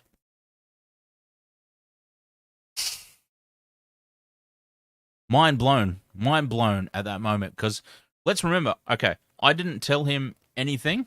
All I said was, yes, I have had experience in this house. There is no way that he could have known coming in. And he's just like, there's a 9-year-old girl attached to this house. That's funny that you say that, because my experiences have been, and then I elaborated. He's like, yeah, it makes sense. Like, you're not in any danger. I said, yeah, I know that. She just likes to mess with me. And again, he sort of glanced off over my shoulder. I'm like, shit, she's following me around, and she's right behind me, isn't she? Like, yeah, she's here. And that was the moment where it all sort of came together, and I'm going, oh wow, okay. So I'm living in a room with the spirit of a 9-year-old girl who just constantly likes to take the piss out of me every possible scenario that she gets. Great. But look, he came into the house, didn't know any of us. As I said, didn't know any of us from a bar of soap. He's come into the house, and one of his first conversations with me, one-on-one, is, have you been experiencing weird shit in this house? Yes, I have. No elaboration, but he immediately knew what I had already established, because the shower scenario, when she flung the door open and laughed when I was in the shower,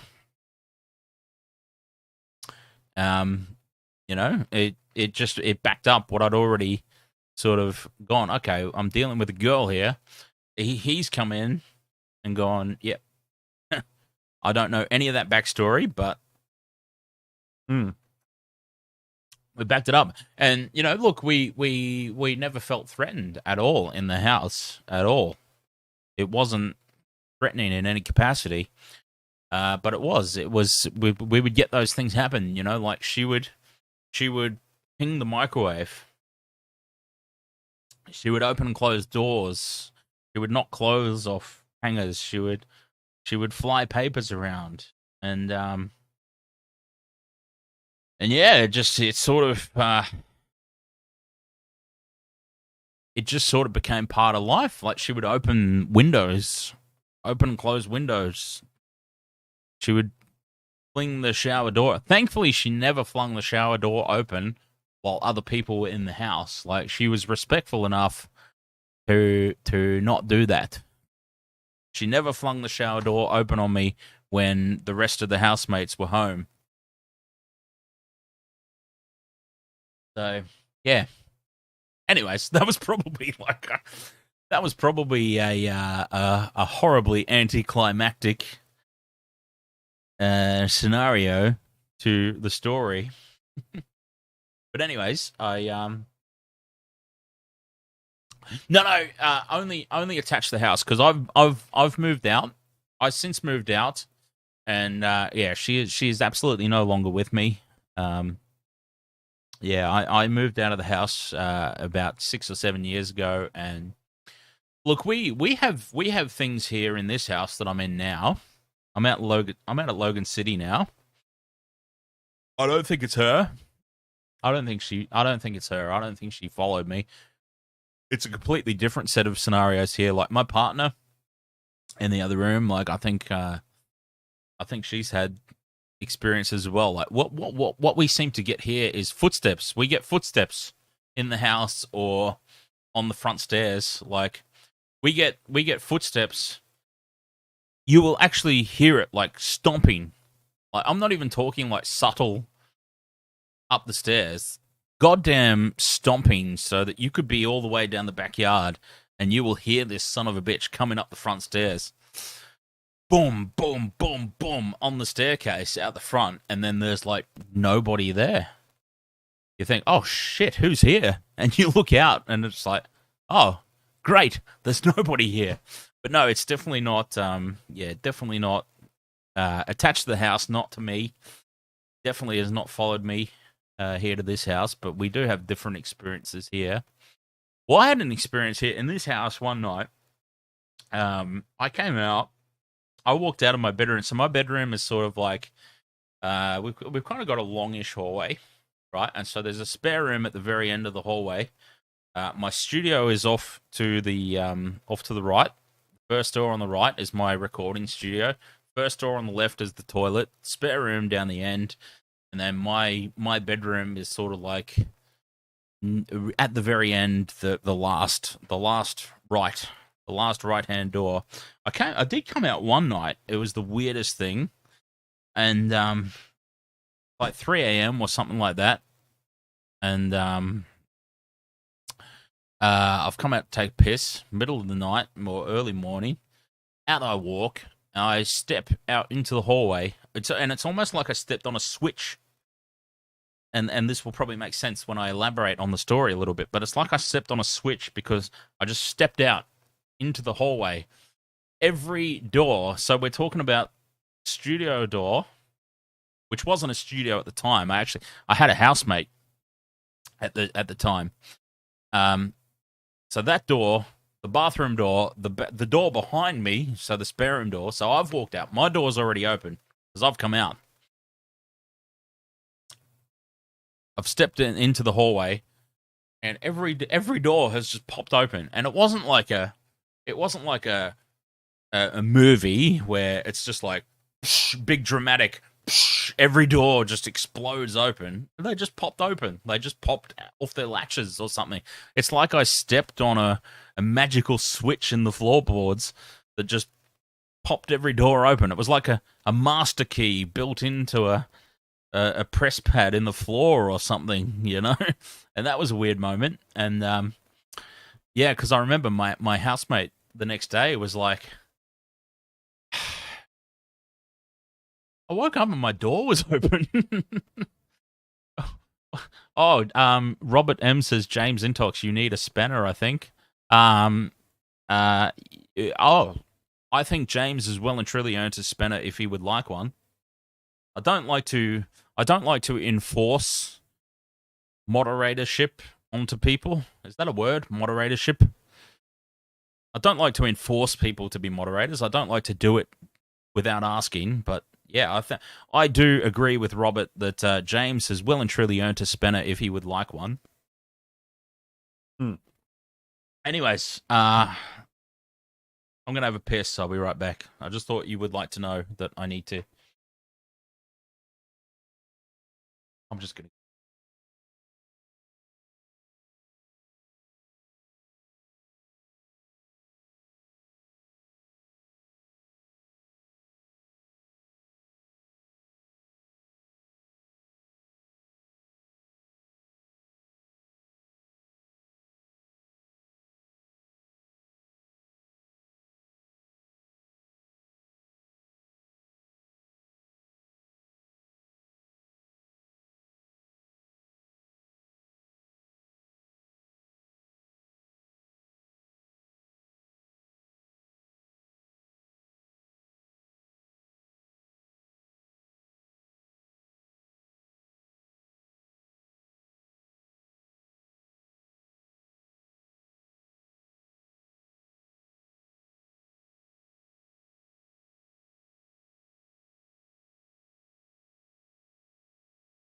All right.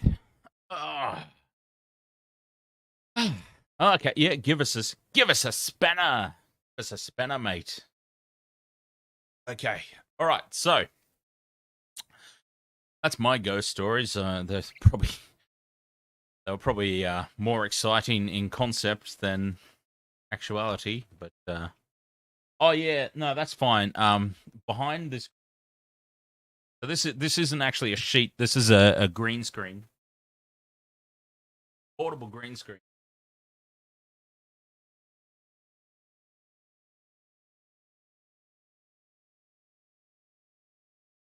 So that's my green screen, and behind that green screen is the air conditioner for this room. So yeah, that would explain that one away. We can explain that one away with science. All right, so what I've wanted to do is set up a bit of a call-in show scenario. So we can probably try that out if anybody's particularly interested. So on Discord, if anybody is part of Discord, our free Discord channel over there, if you're part of that and you have a ghost story that you would like to share with us, there are a couple of voice chat channels here. So if you're on Discord and you scroll down to the very bottom of the Intox Gamer channel list, you'll see voice channels. You will see one that says so we've got so we've got voice channels, we've got a live room, and we've got a waiting room. And let's see what my settings are here. Voice and video. Okay, input device. Probably not what we want. We probably want that as the input device, quite honestly. And output device default. Probably work. Okay, cool.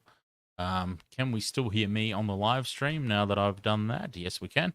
All right, so yeah, if anybody on the Discord there and would like to share ghost stories, because apparently that's what we're doing, this could be a nice little test of the callback scenario. So in the voice channels, you can go into you should be able to join the waiting room. Connect on there if you would like to.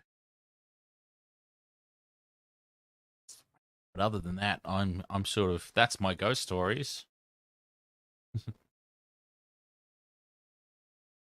You know what I'm really into at the moment? Like, it's not ghost story related, but what I'm really into at the moment is like like lucid dreaming and out of body experiences. Yeah, that's something that I've really been heavily into this most recent period of time.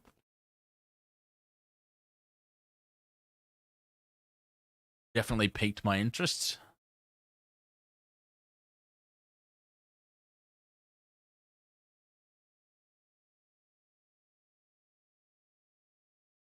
Oh, we have hidden that bot so many times. So we've received a lot of spam tonight in the chat room. It's probably been the most spam heavy stream that we've done here on the Wasted World of Sports. Just spam out the wazoo. Just trying to promote all manner of well, it claims to be a dating website, doesn't it? That one. And all the ads were just like, find girls, even in like the worst case of scenarios, even in the worst places in the world.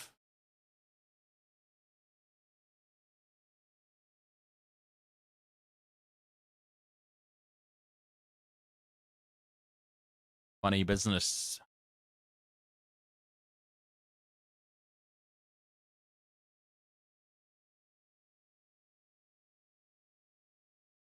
All right, I've actually legitimately run out of things to say. I don't know what to talk about anymore.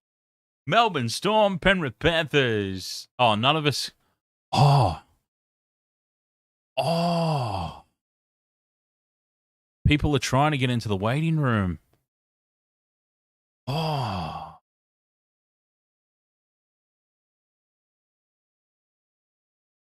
I understand. Okay, yeah, I don't have the... Okay.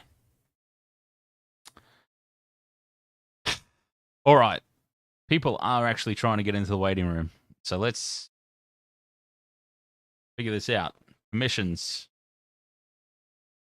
Ah. I see. Okay. That's what...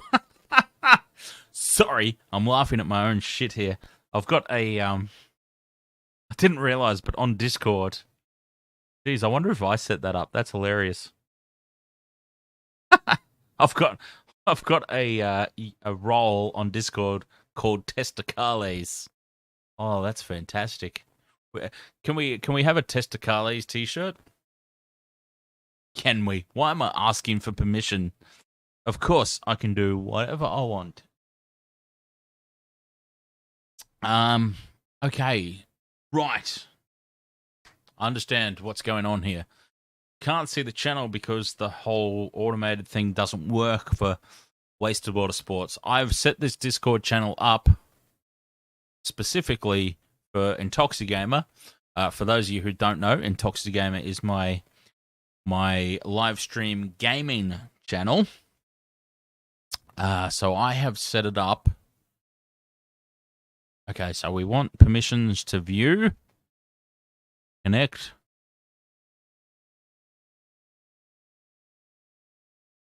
Jesus. James says, I'll change my name to Slater. Hot for Michelle. Oh, God. Oh, that's funny. Oh, that's good. That's good. I like that. I like that. She will not like that, but I like that. I like that very much. Okay. So, edit channel permission. Should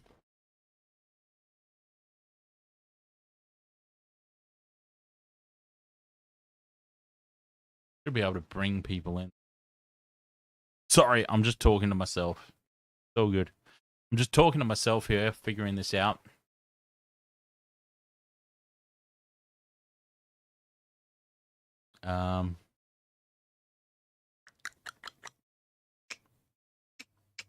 Yeah, I think so.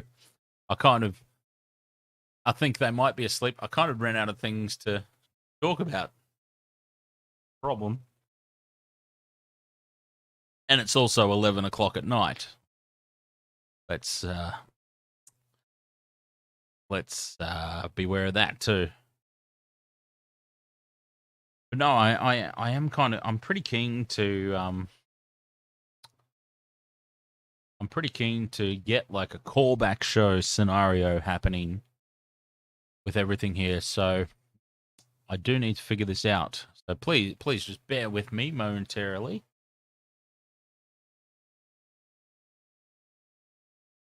So we want to view, we want to connect.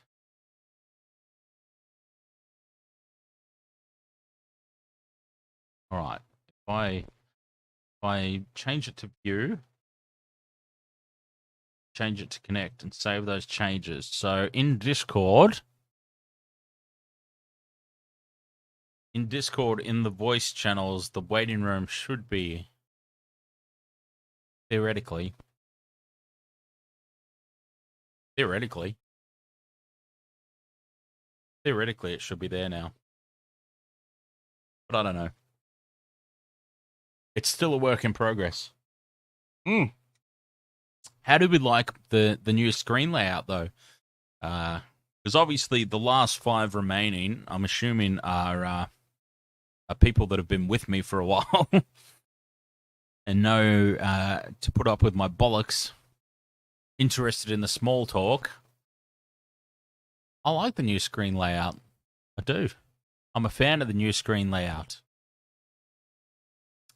Slightly smaller webcam, nice big transparent scoreboard area up the top. The play-by-play didn't really work out too perfectly tonight, but you know, I can switch to the statistics. We can go through the statistics half time and stuff like that. I like it. I'm liking the new screen layout. Yeah.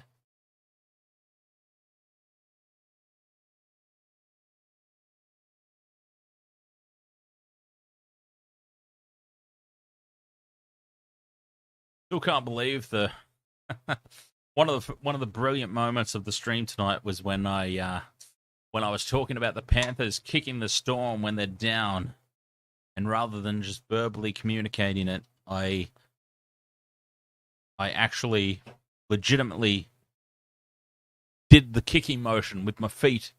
I kicked my drinks square across the room. I wish I had a camera. I actually should have, just for shits and giggles, I actually should have maybe this camera. This camera's spare. Look at this right here. This is a spare webcam on a tripod. I probably should have this set up behind me or off to the side somewhere that captures all the things that you don't actually see in the live stream. How funny would that have been, actually, if something captured me talking about the Panthers kicking the Storm when they're down and doing the kicking motion and kicking my box of drinks square across the room accidentally. A spill cam, that's what it should be, James. Yes, we should have a spill cam set up. It captures all those behind-the-scenes moments you don't usually see. Yeah, I do. I've got a couple of spare cameras there. So, anyways, all right. If anybody is on Discord, I tried to fix it. I don't know. It's all still very new. I don't know if I fixed it or not. I don't know if you can see the waiting room or not. I don't know if anybody wants to. It's not important. Just a little bit of fun. So we can leave it to another time. But yeah, if you are on Discord and can see the waiting room now and are able to join it, do feel free to. And I think theoretically, I should be able to just drag you across from the waiting room into the live room, and you fire away. You can talk all manner of nonsense live on the thing. But otherwise, I'm more than happy to leave this till tomorrow. Oh God, the spam's back. Enough. Watch stream. Girls here. Enough. Watch stream. Girls here.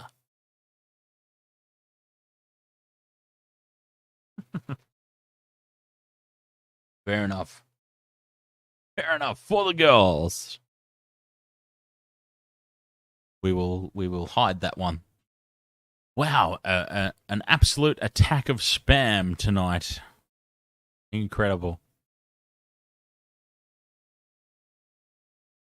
Hang on. Oh, what's this in my YouTube recommendations? Talakai used to play for the Rabbitohs? The game with tight forwards around. Keary, Reynolds, now to Inglis. They're peppering the left. It goes to Goodwin again with that strong line. Keary, short side Inglis. Inglis to Talakai. Hang on, Keary used to play for the Rabbitohs? What? What? What? How old is this video? Hang on. Did Keary used to play for the Rabbitohs? And Talakai used to play for the Rabbitohs? What the hell have I just witnessed? This has just blown my mind, this video. Holy hell. Luke Keary was the 5'8" for the Rabbitohs. What year was that?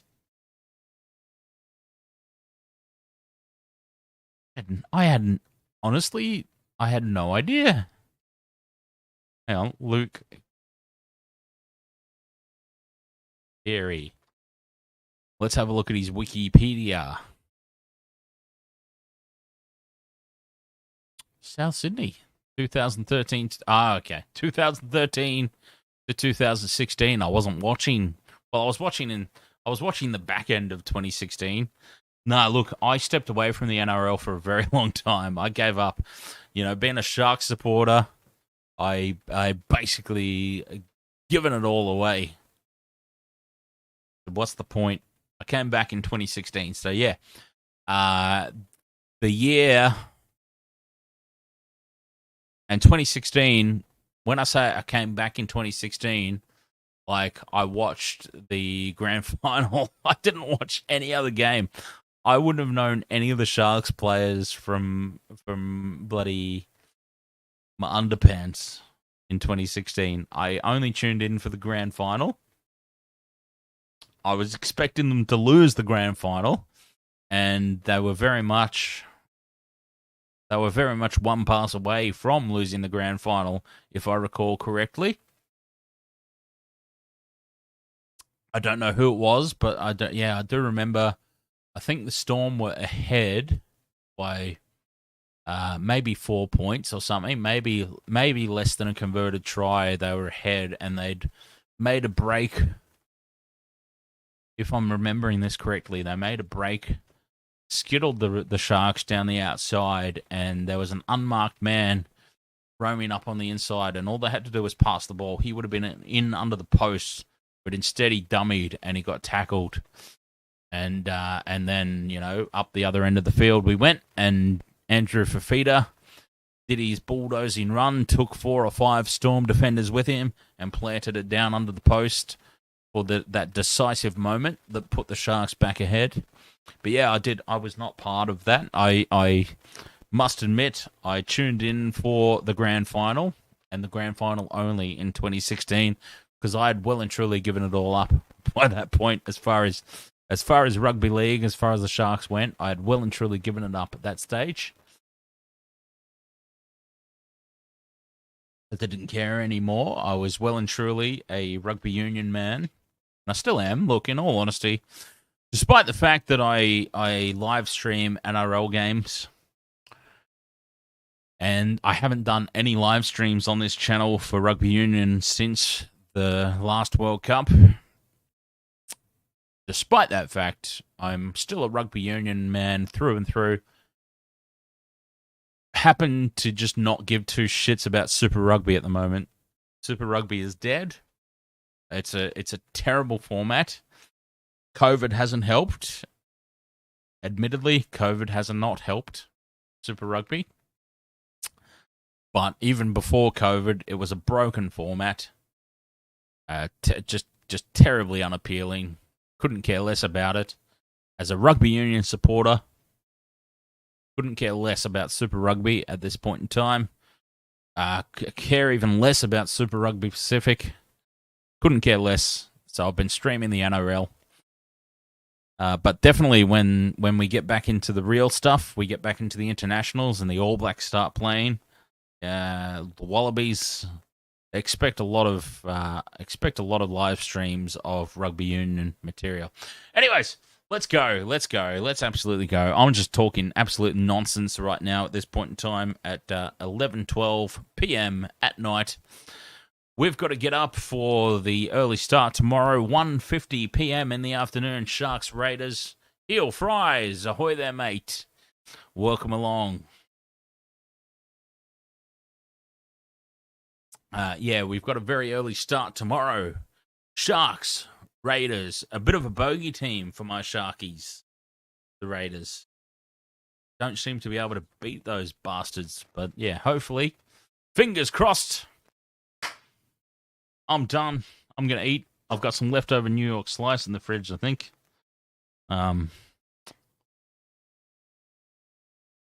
Maybe even a random late night Macca's run. Who knows? What's my tips for tomorrow? Okay, so I've gone Sharks, obviously. Sharks. Roosters. Sorry, James and heel fries. Roosters. And you know what? Haven't decided. Tigers or Cowboys? I've gone Cowboys at the moment, but you know what? Just to create controversy, I might switch to the Tigers. I'll decide tomorrow. But yeah, 50-50. I'm on the Cowboys at the moment. Let's put it that way. I've gone Cowboys at the moment. Sharks, Roosters, Cowboys. But I may switch that to the Tigers. We'll see. All right. Let's bugger off. Thank you so much for joining me for this one. Very much appreciated. As always, lovely new screen layout. I think we're going to stick with that. That's fantastic. I love it. So yeah, let's go. Magic Round continues tomorrow. Starting 1:50. I think I said 1:50 p.m. Sharks. My Sharks. Against one of their bogey teams. One of their many bogey teams. The Viking clapping bastards from Canberra. Fingers crossed. All right. Thank you so much for your company. Catch you tomorrow. Until then, cheers.